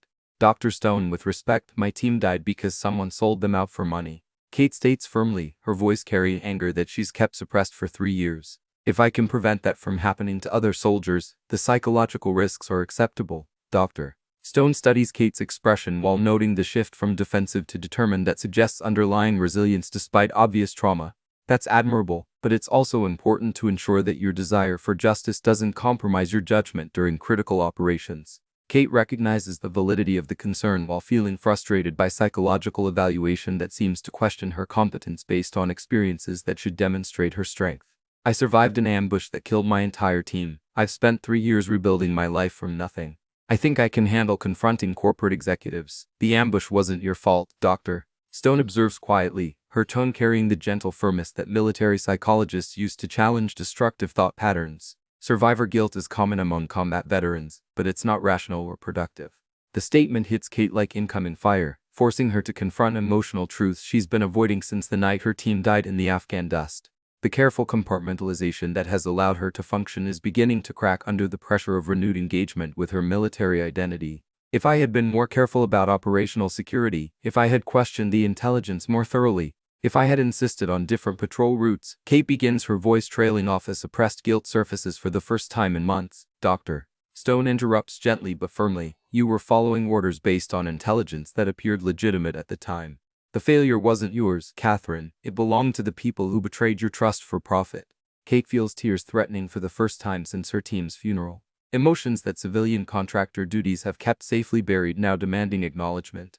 The psychological evaluation is forcing her to confront feelings she's been avoiding through careful emotional numbness. They trusted me to keep them safe, Kate whispers, her voice barely audible above the office's climate control system. Daniel, Maria, Tommy, they followed my lead into that ambush because they believed in my judgment. Dr. Stone leans forward with the compassionate attention of someone who understands that healing requires confronting painful truths rather than avoiding them. They followed your lead because you were a competent soldier executing legitimate orders based on information you had every reason to trust. Their deaths were caused by betrayal, not by any failure on your part. The psychological session continues for another hour as Dr. Stone guides Kate through careful examination of trauma, guilt, and the psychological challenges that expanded operations will require. The base psychiatrist's assessment reveals both significant unresolved issues and underlying resilience that suggests Kate can handle the investigation's demands with appropriate support. I'm recommending psychological clearance with conditions, Dr. Stone concludes, preparing official documentation that will determine Kate's participation in federal operations. Regular counseling sessions, stress monitoring protocols, and immediate intervention procedures if psychological symptoms escalate. Kate nods acceptance, while recognizing that psychological support might be as important as tactical preparation for the challenges ahead. The comfortable isolation that has protected her for 3 years is being replaced by renewed connection with people who understand military service and sacrifice. The afternoon second appointment takes place in the Bass Communication Center, where FBI Special Agent Sarah Mitchell has established a temporary workspace equipped with federal law enforcement technology that seems decades ahead of standard military equipment. Kate observes the sophisticated surveillance and recording devices, while recognizing that the investigation has evolved far beyond local concerns to become a major federal operation. Evidence collection for federal prosecution requires specific procedures that differ significantly from military intelligence gathering. Agent Mitchell explains, her tone carrying the precision that federal law enforcement demands for successful prosecution of complex cases. Kate studies the equipment while acknowledging gaps in her knowledge that could compromise legal proceedings despite successful intelligence gathering. What kind of evidence do we need to secure convictions against Meridian's leadership? Mitchell activates recording devices that will document Kate's training for potential use in court proceedings. Financial records proving unauthorized payments, communication intercepts demonstrating classified information transfer, and witness testimony connecting these activities to specific individuals within Meridian's organization.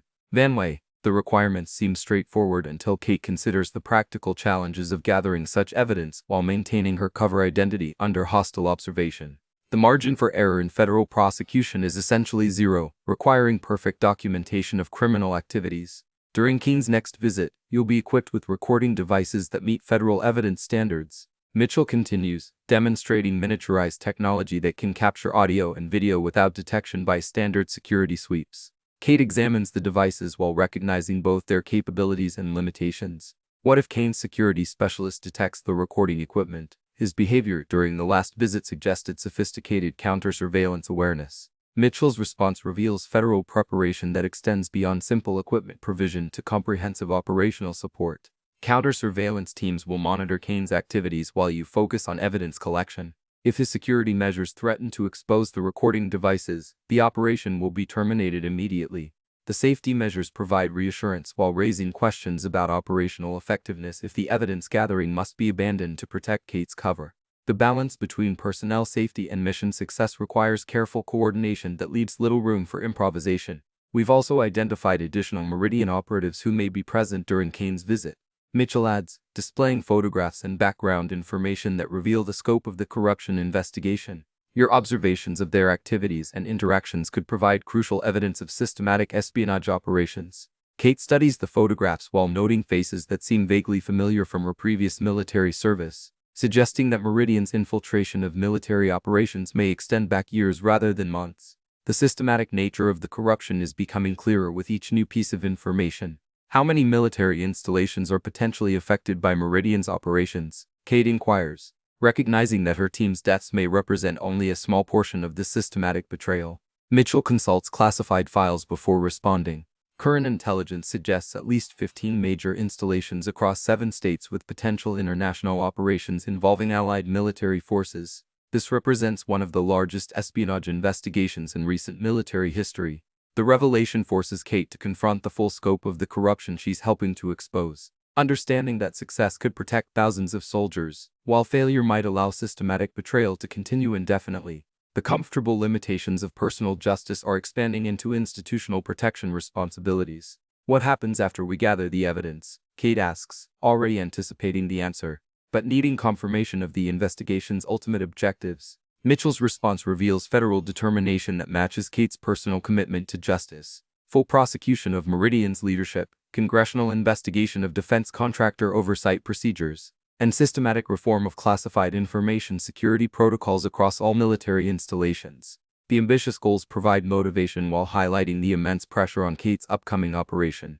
The evidence she gathers during Kane's next visit could determine whether systematic reform protects future soldiers or whether corrupt contractors continue profiting from American military sacrifice. As the afternoon's training concludes, Kate feels the weight of responsibility settling across her shoulders like familiar equipment.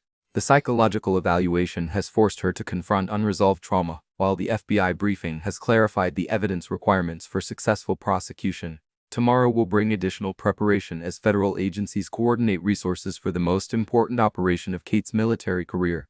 The hunt for justice that began with her accidental exposure has evolved into a comprehensive federal investigation that could reform military contracting procedures permanently.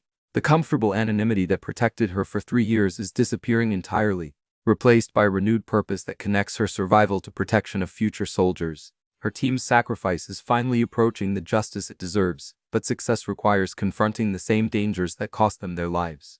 The ghost of Staff Sergeant Catherine Steele Johnson is returning to active duty, armed with federal authority and driven by a determination that 3 years of grief have refined into focused purpose. Agent K's next visit will determine whether corruption triumphs or whether justice prevails through courage earned in Afghan dust and refined by American determination.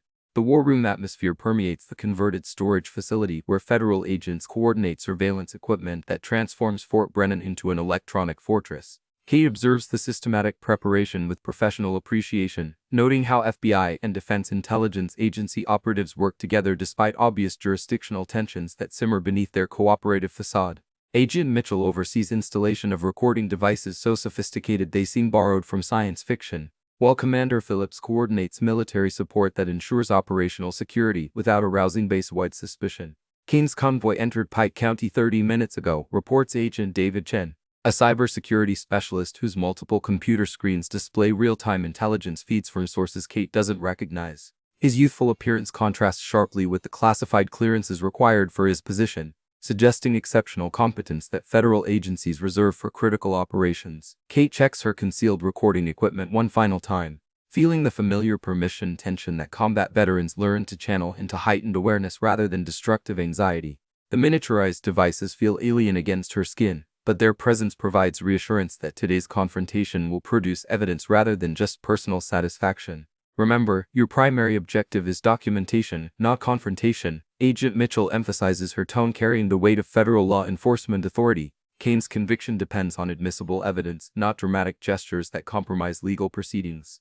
The reminder forces Kate to suppress instincts honed during years of combat operations where decisive action often meant survival, while hesitation typically meant death. Today's mission requires patience and precision rather than aggression, intellectual rather than physical courage. Master Sergeant Diane Roberts enters the command center carrying communication equipment that will maintain constant contact with Kate throughout Kane's visit. Her expression reveals the tension of someone who understands the dangers while accepting responsibility for another person's safety. All surveillance positions are manned and ready. Diane reports consulting a tactical display that shows federal agents positioned throughout Fort Brennan's critical facilities. Kane won't be able to access classified materials without multiple witnesses recording his activities. Kate nods acknowledgement while recognizing that comprehensive surveillance provides both protection and pressure, ensuring that every action during the next few hours will be scrutinized by agencies whose standards for evidence collection exceed military requirements. The margin for error has essentially disappeared. Kate, you need to see this. Agent Chen announces, manipulating his computer displays to show intercepts of encrypted communications between Meridian operatives and unknown recipients. Kane's team has been in contact with foreign intelligence services since yesterday evening. The revelation confirms Kate's worst fears about the scope of Meridian's betrayal, transforming a corruption investigation into active counter-espionage operations that involve hostile foreign powers. Her team's deaths weren't just profitable business ventures, but acts of treason that continue endangering American military personnel worldwide. What kind of intelligence are they sharing? Kate inquires, though her tone suggests she already suspects the answer. Chen isolates specific communication segments that reveal systematic information transfer about American military capabilities and operational procedures. Weapon specifications, training protocols, deployment schedules, and communication encryption keys. Everything needed to anticipate and counter American military operations. Kate's hands clench involuntarily as she confronts evidence that her teammates died, protecting information that continues flowing to hostile forces through Meridian's systematic betrayal. The comfortable distance between personal loss and ongoing tragedy collapses entirely. How long has this been going on? Kate asks, her voice carrying anger that 3 years of suppression haven't completely eliminated. Agent Mitchell consults classified timelines that reveal the investigation's broader scope. Communications analysis suggests at least 5 years of systematic intelligence transfer, coinciding with Meridian's expansion into classified military contracts. The timeline means Kate's team wasn't Meridian's first victim, just another casualty in systematic espionage operations that treat American soldiers as expendable resources and profit-driven schemes. The weight of that realization settles over her like the oppressive heat of an Afghan summer. Incoming vehicles, announces Sergeant Turner from his position at the main gate, his radio transmission crackling with the tension that always accompanies high-stakes operations. 3 civilian sedans with government plates, approximately 12 personnel total. Kate feels her pulse quicken as the moment of confrontation approaches, recognizing that the next few hours will determine whether her team's sacrifice contributes to justice or remains a meaningless casualty of institutional corruption. The comfortable anonymity that protected her for 3 years is about to be tested under conditions designed to expose deception. All units maintain normal operations until Kane's group reaches the weapons facility. Agent Mitchell orders through encrypted communication channels that connect federal surveillance teams throughout the base. Kate, you're cleared to begin evidence collection as soon as they enter your area of operations. Kate adjusts her concealed equipment while moving toward the weapons maintenance facility, where her civilian contractor duties provide perfect cover for observing Kane's activities. The familiar environment feels different now, transformed from sanctuary into battleground, where the outcome will affect thousands of soldiers beyond her fallen teammates. The weapons facility's normal morning routine continues around her as she positions herself at a workbench that provides optimal sight lines to areas where Kane will likely attempt unauthorized access. Hal Bennett and his daughter Grace work nearby, their presence adding authenticity to her cover while creating additional pressure to protect innocent personnel from potential retaliation. Kate, you seem nervous today, Grace observes with the perceptive awareness that young soldiers often develop regarding their environment and the people within it. Everything okay? Kate forces herself to project calm professionalism despite the adrenaline coursing through her system. Just want everything perfect for today's inspection. You know how these contractor visits can be. Grace nods understanding while continuing her assigned duties, unaware that today's inspection represents the culmination of a federal investigation that began with her father's simple observation of Kate's exceptional competence. The circular nature of events seems both ironic and inevitable. Kane's arrival at the weapons facility creates the subtle disturbance that always accompanies high-ranking visitors. Even when their presence is expected and prepared for, Kate observes his entrance while maintaining focus on her assigned maintenance tasks, noting that today's security specialist appears more alert and suspicious than during his previous visit. Good morning, everyone, Kane announces with practiced charm that masks systematic evaluation of facility security and personnel positioning. His eyes scan the area with professional thoroughness that suggests awareness of potential surveillance despite outward confidence. Colonel Clark guides Kane's group through preliminary briefings that provide cover for federal agents to complete their positioning while Kate activates her recording equipment according to FBI protocols. The sophisticated devices begin documenting every word and action for potential use in federal prosecution proceedings. Today's demonstration includes advanced targeting systems that represent significant improvements over previous generation equipment. Clark explains, leading Kane toward computer terminals where his team previously attempted unauthorized access. Kate notes increased nervousness among Kane's technical specialists, their behavior suggesting awareness that today's visit operates under different conditions than their previous intelligence-gathering efforts. The systematic preparation may have been detected despite federal efforts to maintain operational security. The ammunition storage protocols have been enhanced since our last visit. Quote, Kane observes his questions probing for changes that might indicate security concerns related to his team's activities. Clark responds with carefully prepared information that appears responsive while avoiding disclosure of security improvements specifically designed to prevent unauthorized access. We're constantly updating procedures to maintain the highest standards of classified material protection. Kate continues her maintenance duties while positioning herself to observe Kane's interaction with the computer systems where his team will likely attempt data extraction. The federal surveillance equipment captures every movement while maintaining the appearance of routine facility operations. Kane's security specialist begins examining computer terminals with equipment that appears designed to detect electronic surveillance devices. Kate feels her pulse accelerate as she recognizes counter-surveillance measures that could expose federal recording equipment and compromise the entire operation. Sir, I'm detecting unusual electronic signatures in this area, the specialist reports quietly to Kane, his tone carrying concern that suggests discovery of federal surveillance measures. Kane's expression shifts subtly from confident assessment to cautious evaluation, his professional instincts apparently detecting changes in the facility's electronic environment that indicate hostile observation rather than routine operations. Perhaps we should postpone today's technical assessments, Kane suggests to Colonel Clark, his tone maintaining diplomatic courtesy while clearly indicating desire to terminate the visit before exposing his team to further surveillance. Kate recognizes that Kane's counter-surveillance awareness threatens to end the operation before gathering sufficient evidence for federal prosecution. The careful preparation that federal agencies invested in today's confrontation could be wasted if Kane's team withdraws before attempting unauthorized data access. Agent Mitchell, Kane's team is showing signs of detection. Kate whispers into her concealed communication device, reporting developments that could force immediate operational adjustments. Mitchell's response reveals federal determination to continue the operation despite increased risks. Maintain position and continue recording. We have contingency measures if Kane attempts early departure. Kate observes Kane's team gathering near the facility's exit while discussing options and voices too quiet for her equipment to capture clearly. Their body language suggests disagreement about whether to proceed with intelligence gathering or abort the mission to avoid potential exposure. Colonel Clark, I'm afraid we need to reschedule today's technical demonstration. Kane announces formally his diplomatic language, concealing obvious concern about security conditions that threaten his team's safety. Clark responds with apparent disappointment that masks federal disappointment about losing the operation's primary opportunity for evidence collection. Of course, Mr. Kane, we want you to be completely comfortable with all security arrangements. Kate feels the investigation slipping away as Kane's team prepares to leave without attempting the unauthorized access that federal prosecutors need to prove criminal intent. 3 years of preparation and weeks of federal coordination are dissolving into missed opportunity that may never recur. Wait, Kate calls out, standing from her workbench with sudden inspiration that draws everyone's attention to her previously invisible presence. Mr. Kane, before you leave, could you look at something unusual I found in the targeting system logs? Kane pauses at the facility entrance, his expression shifting from cautious departure to curious interest as Kate offers information that suggests potential intelligence value. The bait she's dangling could draw him back into the trap, but it also exposes her to direct scrutiny that could reveal her true identity.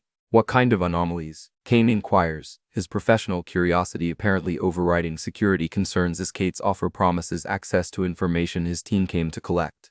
Kate moves toward the computer terminal where Kane's specialists previously attempted unauthorized access, gambling that greed will overcome caution and draw him into range of federal recording equipment one final time.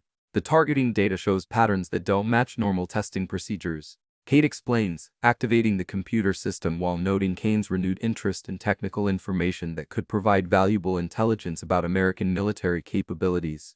Kane approaches the terminal. Despite his security specialist's obvious disapproval, his desire for classified information apparently stronger than his concern about potential surveillance. The federal trap is working, drawing him toward evidence that will ensure his conviction. But as Kane leans forward to examine the computer display, Kate sees recognition dawning in his eyes as her profile becomes visible in the monitor's reflection. 3 years of careful anonymity are dissolving in the electronic glow as her former adversary finally realizes that Staff Sergeant Catherine Steele Johnson didn't die in the Afghan dust with the rest of her team. The moment of mutual recognition transforms routine evidence gathering into personal confrontation that federal agents hadn't anticipated and may not be able to control. Time crystallizes in the moment of recognition, both Kate and Kane frozen beside the computer terminal as 3 years of careful deception dissolve in the reflection of a monitor screen. The weapons facility continues its normal operations around them. Personnel unaware that a ghost from Afghanistan's bloodiest valleys has finally confronted the architect of her team's destruction. Kane's face cycles through disbelief, calculation, and cold determination as he processes the implications of Catherine Steele Johnson's survival and presence at Fort Brennan. You're supposed to be dead, Kane whispers, his voice barely audible above the facility's ambient noise, but carrying enough venom to make Kate's concealed recording equipment capture every syllable for federal prosecutors. Kate maintains her position beside the computer terminal, her civilian contractor facade dropping away to reveal the combat-hardened soldier who survived an ambush designed to eliminate all witnesses to Meridian's corruption. A lot of people are supposed to be alive, Mr. Kane. My team, for instance. Kane's security specialist moves closer, his hand drifting toward the concealed weapon that Kate's trained eyes spotted during his initial facility survey. The federal surveillance teams monitoring the confrontation recognize the escalating threat, but their intervention protocols require maintaining cover until criminal evidence is secured or personnel safety is immediately threatened. Agent Mitchell's situation is deteriorating rapidly. Kate subvocalizes into her concealed communication device, reporting developments that could transform evidence gathering into active protection operations within seconds. Mitchell's response crackles through Kate's earpiece with the tension of someone watching carefully laid plans unravel in real time.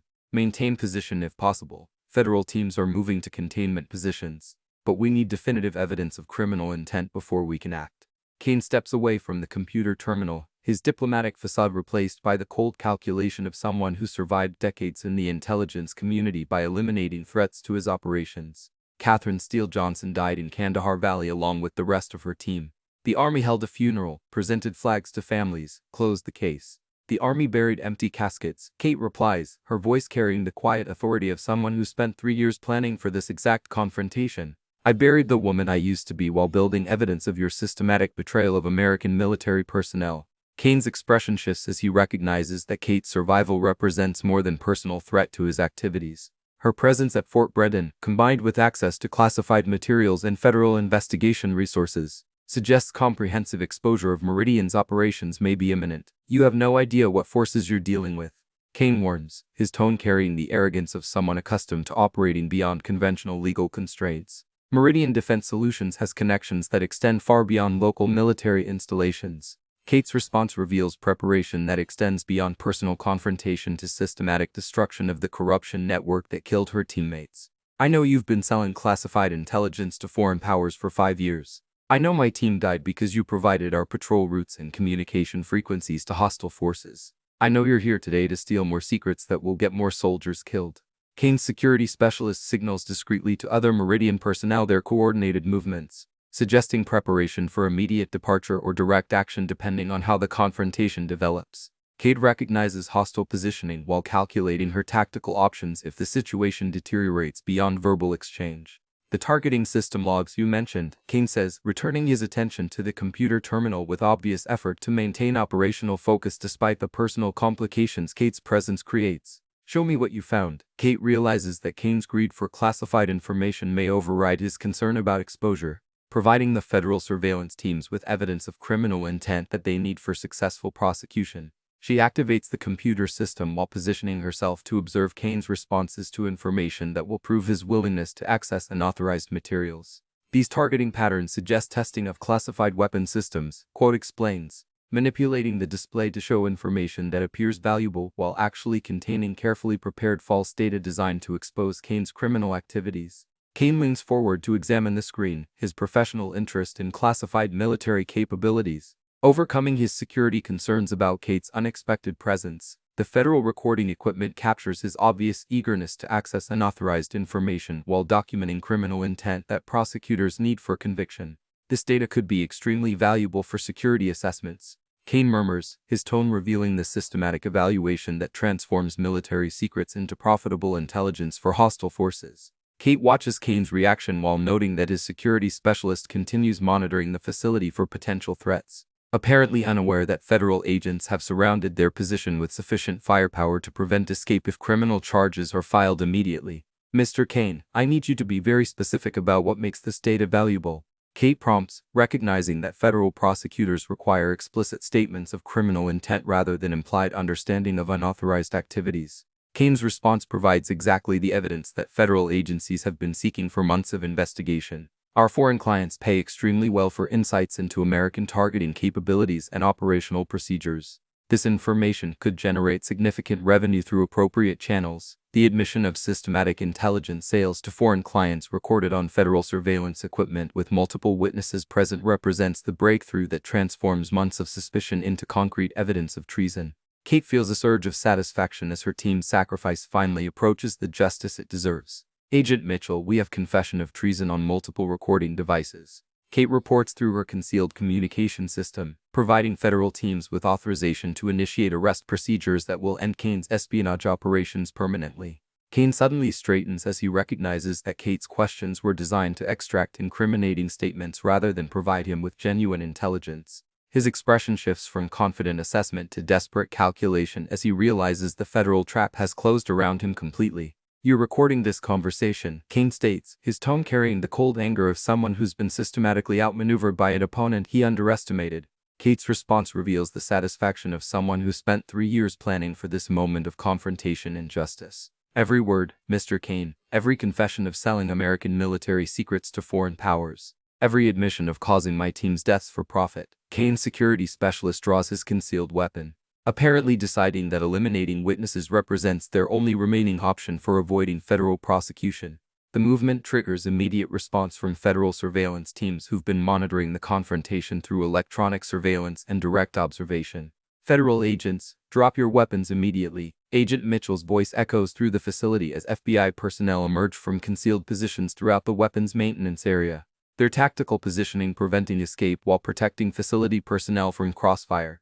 The facility erupts into controlled chaos as federal agents establish perimeter security while Kate dives behind the computer terminal she's been using as cover throughout the confrontation. Kane's team finds themselves surrounded by federal agents with superior positioning and overwhelming firepower. Kane's security specialist hesitates with his weapon drawn, apparently calculating odds that heavily favor federal forces while recognizing that resistance will result in immediate termination rather than potential negotiation. His training suggests surrender while his desperation demands action that could prove fatal. "Mr. Kane, you're under arrest for espionage, treason, and conspiracy to commit murder," Agent Mitchell announces, formally approaching Kane's position with tactical support that prevents resistance while maintaining legal protocols for federal prosecution.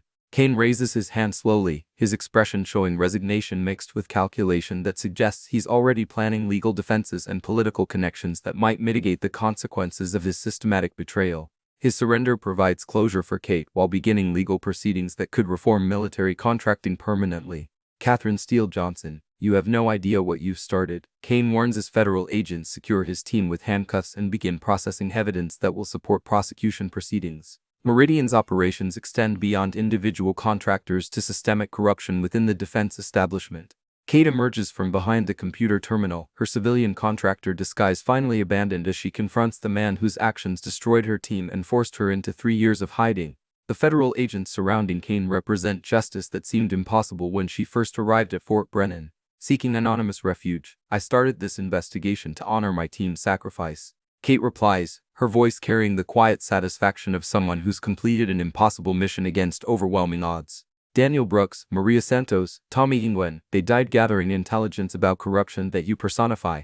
Kane's final words before federal agents remove him from the facility reveal the scope of the corruption that extends beyond individual prosecutions to institutional reform requirements. "This won't end with my arrest, Catherine. The system that allowed Meridian to operate will create other opportunities for people willing to profit from American military sacrifice." Kate watches Kane's departure while recognizing that his prosecution represents beginning rather than conclusion of efforts to protect military personnel from systematic betrayal.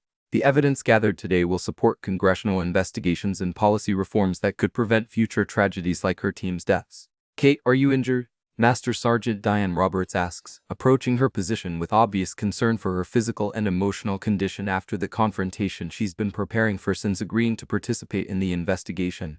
Kate shakes her head while feeling emotional exhaustion that comes from finally confronting trauma she's carried for 3 years. "I'm okay, Diane. Better than okay, actually. For the first time since Afghanistan, I feel like my team's sacrifice meant something." The weapons facility gradually returns to normal operations as federal agents complete evidence collection and begin processing Kane's team for transportation to federal detention facilities. Kate observes the systematic conclusion of an investigation that began with accidental exposure of her hidden metal and evolved into comprehensive exposure of systematic corruption. Commander Phillips approaches Kate with obvious respect for her contribution to an investigation that exceeded all expectations for scope and success. "Catherine, your courage and determination have protected countless soldiers from the corruption that killed your teammates. The federal prosecution will honor their sacrifice while preventing similar tragedies." Kate nods acknowledgement while recognizing that justice represents healing rather than mere revenge, providing closure that allows her to honor her fallen teammates while building meaning from their sacrifice. The comfortable anonymity that protected her for 3 years has been exchanged for renewed purpose that connects her survival to protection of future soldiers. The hunt for justice that began with hidden guilt and suppressed trauma has concluded with systematic exposure of corruption that threatened military operations worldwide. Kate's team can finally rest in peace knowing their sacrifice contributed to reform that will protect the soldiers who follow in their footsteps. The ghost of Staff Sergeant Catherine Steele Johnson has completed her most important mission, proving that sometimes the dead can achieve justice through the courage of those who survive to honor their memory. 3 months after Kane's arrest, Kate stands before the polished granite memorial wall at Arlington National Cemetery, her dress uniform bearing the restored rank insignia of Staff Sergeant that officially recognizes her return from the dead. The November wind carries autumn leaves across the hallowed grounds where America honors its fallen warriors, their names etched in stone that promises eternal remembrance for sacrifice that transcends individual loss. Fresh flowers rest beneath the memorial panel dedicated to her teammates. Their artificial permanence, a small gesture toward honoring lives that ended too soon in service of principles larger than personal survival. Daniel Brooks, Maria Santos, Tommy Nikin. Kate whispers, her voice carrying across the quiet spaces where grief transforms into gratitude for lives that mattered beyond their abbreviated duration. Your deaths finally have the meaning they deserved. Master Sergeant Diane Roberts approaches respectfully, her presence offering companionship rather than intrusion as Kate processes emotions that 3 years of suppression couldn't eliminate completely. The friendship that began in a weapons maintenance facility has evolved into mutual respect between veterans who understand that healing requires confronting pain rather than avoiding it. The congressional hearing concluded yesterday. Diane reports quietly providing updates on legal proceedings that will determine whether Kate's investigation produces lasting reform or temporary satisfaction. Senator Williams confirmed that defense contractor oversight will be completely restructured based on the evidence you helped gather. Kate nods acknowledgement while recognizing that institutional change represents the most meaningful tribute to her teammates' sacrifice, ensuring that future soldiers won't face similar betrayal from people entrusted with their safety. The systematic reforms emerging from Kane's prosecution exceed her original hopes for simple justice. What about the other Meridian operatives? Kate inquires, understanding that Kane's arrest was only the beginning of comprehensive efforts to expose systematic corruption throughout the defense establishment. Diane consults official documents that reveal the investigation's expanding scope since Kate's confrontation with Kane at Fort Brennan. 17 additional arrests across 9 states, with more indictments expected as federal prosecutors examine financial records and communication intercepts. The FBI estimates that Meridian's network included over 40 operatives and positions throughout military and intelligence agencies. The numbers confirm Kate's worst fears about the systematic nature of the betrayal while providing satisfaction that her team's deaths have catalyzed comprehensive reform efforts. The comfortable isolation that protected her for 3 years has been exchanged for renewed engagement with military community that values her contribution. General Patrick Stone joins them beside the memorial wall, his presence adding official recognition to Kate's informal tribute to her fallen teammates. His uniform bears additional decorations earned during the months since Kane's arrest. Promotions that reflect Pentagon appreciation for leadership that exposed corruption threatening military operations worldwide. Catherine, the Pentagon has approved your request for permanent assignment to the Defense Intelligence Ace Contractor Oversight Division, Stone announces, providing career opportunities that honor her investigative skills while ensuring continued protection of military personnel from systematic betrayal. Kate considers the offer while recognizing that accepting permanent federal employment represents final abandonment of the anonymous civilian life that provided refuge during her darkest period. The woman who sought invisibility at Fort Brennan has become someone whose expertise protects soldiers she'll never meet from corruption she's uniquely qualified to detect. The position includes authority to investigate defense contractors independently with federal law enforcement support and congressional oversight. Stone continues outlining responsibilities that could prevent future tragedies like her team's ambush while providing meaningful purpose for her survival. Kate's response reflects careful consideration of obligations that extend beyond personal preference to institutional protection duties. I accept the assignment, General. My team's sacrifice demands continued vigilance against the corruption that killed them. Stone's expression shows satisfaction with her decision while acknowledging the personal cost of choosing service over the comfortable anonymity that civilian life could provide. Your teammates would be proud of the justice their sacrifice has achieved. Catherine, their deaths have protected countless soldiers from similar betrayal. The ceremony concludes with Kate placing her Congressional Medal of Honor ribbon beside the flowers at her teammates' memorial, a gesture that honors their memory while acknowledging that individual recognition matters less than collective service to principles larger than personal survival. The medal represents shared sacrifice rather than individual achievement, connecting her survival to their memory in ways that provide meaning beyond mere remembrance. Dr. Laura Stone approaches as Kate prepares to leave Arlington's sacred grounds, her presence offering continued psychological support for the transition from anonymous grief to public service that honors fallen comrades through meaningful action. The therapeutic relationship that began with federal clearance requirements has evolved into genuine friendship between women who understand trauma's persistent influence on daily choices. How are you processing the changes, Catherine? Dr. Stone inquires, her professional concern balanced by personal interest in Kate's emotional adjustment to renewed military service and public recognition of her investigative contributions. Kate considers the question while recognizing that healing represents ongoing process rather than completed achievement requiring continued attention to psychological health, while accepting new responsibilities for protecting others from similar trauma. It feels strange to be visible again after 3 years of hiding. But the visibility serves a purpose beyond personal comfort. Dr. Stone nods understanding while noting progress that reflects Kate's transformation from isolated survivor to engaged protector of military community that depends on her expertise to prevent systematic betrayal. Your survival has meaning beyond individual accomplishment. Catherine, the reforms you've catalyzed will protect soldiers for generations. The drive back to Fort Brennan takes Kate through Pike Countryside where autumn colors herald seasonal change that mirrors her personal transformation from anonymous maintenance technician to federal investigator whose expertise protects military operations from corruption.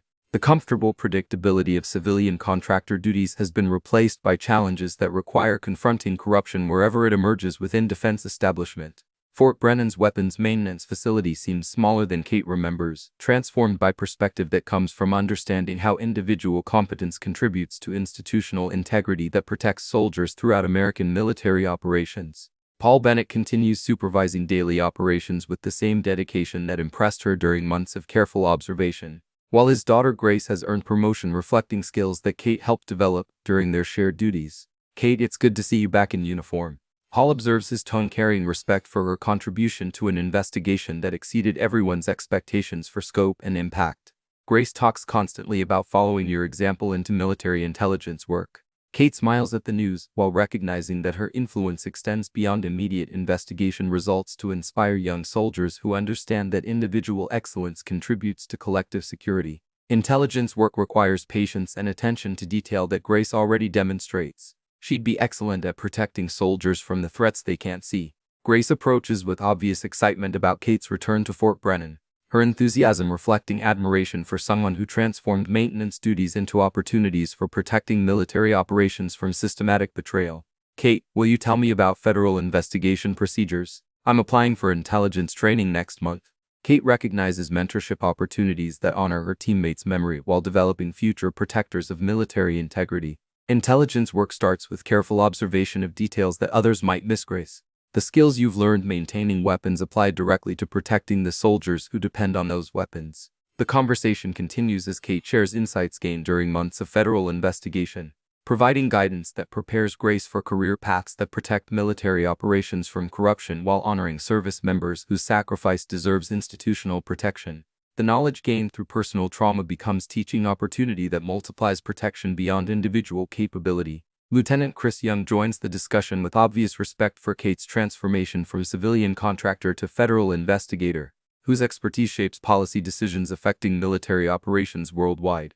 His leadership style has matured during months of supporting investigation operations, developing confidence that comes from understanding how individual competence contributes to institutional excellence. Catherine, your investigation has changed how we approach contractor oversight throughout military operations. Chris observes, acknowledging impacts that extend far beyond Fort Brennan to influence defense policies across all military installations. The reforms you've initiated will protect soldiers we'll never meet from corruption we might never detect. Kate accepts the recognition while understanding that sustainable protection requires continued vigilance rather than assumption that single investigation eliminates systematic threats to military security.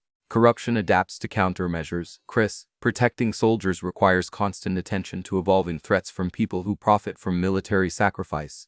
The afternoon concludes with Kate visiting the base chapel where her investigation began with prayer for guidance about confronting painful memories that civilian life couldn't resolve completely. The quiet space provides opportunity for reflection about transformation from isolated survivor to engaged protector whose expertise serves military community that depends on institutional integrity. The Congressional Medal of Honor ribbon rests against her heart, no longer hidden beneath civilian clothing, but worn openly as reminder of sacrifice that demands continued service rather than comfortable retirement from military obligations. The decoration represents shared commitment rather than individual achievement, connecting her survival to protection of soldiers whose service deserves institutional support.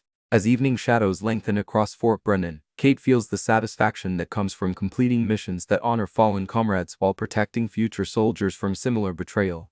The comfortable anonymity that provided refuge during her darkest period has been exchanged for renewed purpose that transforms personal trauma into institutional protection. The hunt for justice that began with accidental exposure of hidden grief has concluded with systematic reform that protects military operations from corruption while honoring sacrifice that transcends individual survival. Her teammates can rest in peace knowing their deaths catalyze changes that protect soldiers whose names will never appear on memorial walls because institutional integrity prevented their sacrifice. Staff Sergeant Catherine Steele Johnson has returned from the dead, not as ghost haunting past failures, but as guardian protecting future soldiers from betrayal that threatens everything military service represents. The woman who sought invisibility has become a beacon of hope for an institution that depends on individual excellence to maintain collective integrity. Some heroes serve in shadows by choice, carrying classified burdens that civilian life cannot accommodate completely. Others emerge from darkness to lead reform efforts that protect principles larger than personal comfort, transforming individual trauma into institutional strength that honors fallen comrades through meaningful service. Kate's survival has meaning beyond personal achievement, proving that sometimes the greatest victory isn't avoiding death, but ensuring that life serves purposes worthy of those who didn't survive to see justice achieved. The memorial walls are filled with names of soldiers whose sacrifice demands continued vigilance from those privileged to serve in their memory. In the end, courage is an absence of fear, but action despite fear, service despite trauma, hope despite loss. Kate's journey from hidden grief to public service demonstrates that healing requires engagement rather than isolation, proving that individual excellence contributes to collective security when guided by principles that transcend personal survival. The comfortable silence of evening formation drifts across Fort Brennan as soldiers conclude another day of service that protects freedoms they may never fully appreciate. Among them stands a woman whose hidden sacrifice has become visible strength, whose personal trauma has transformed into institutional protection, whose survival honors fallen comrades through continued service to principles they died defending. The investigation is complete, but the mission continues. The end. Up next, 2 more incredible stories are waiting for you right on your screen. If you enjoy this one, you won't want to miss this. Just click to watch, and don't forget to subscribe, it would mean a lot.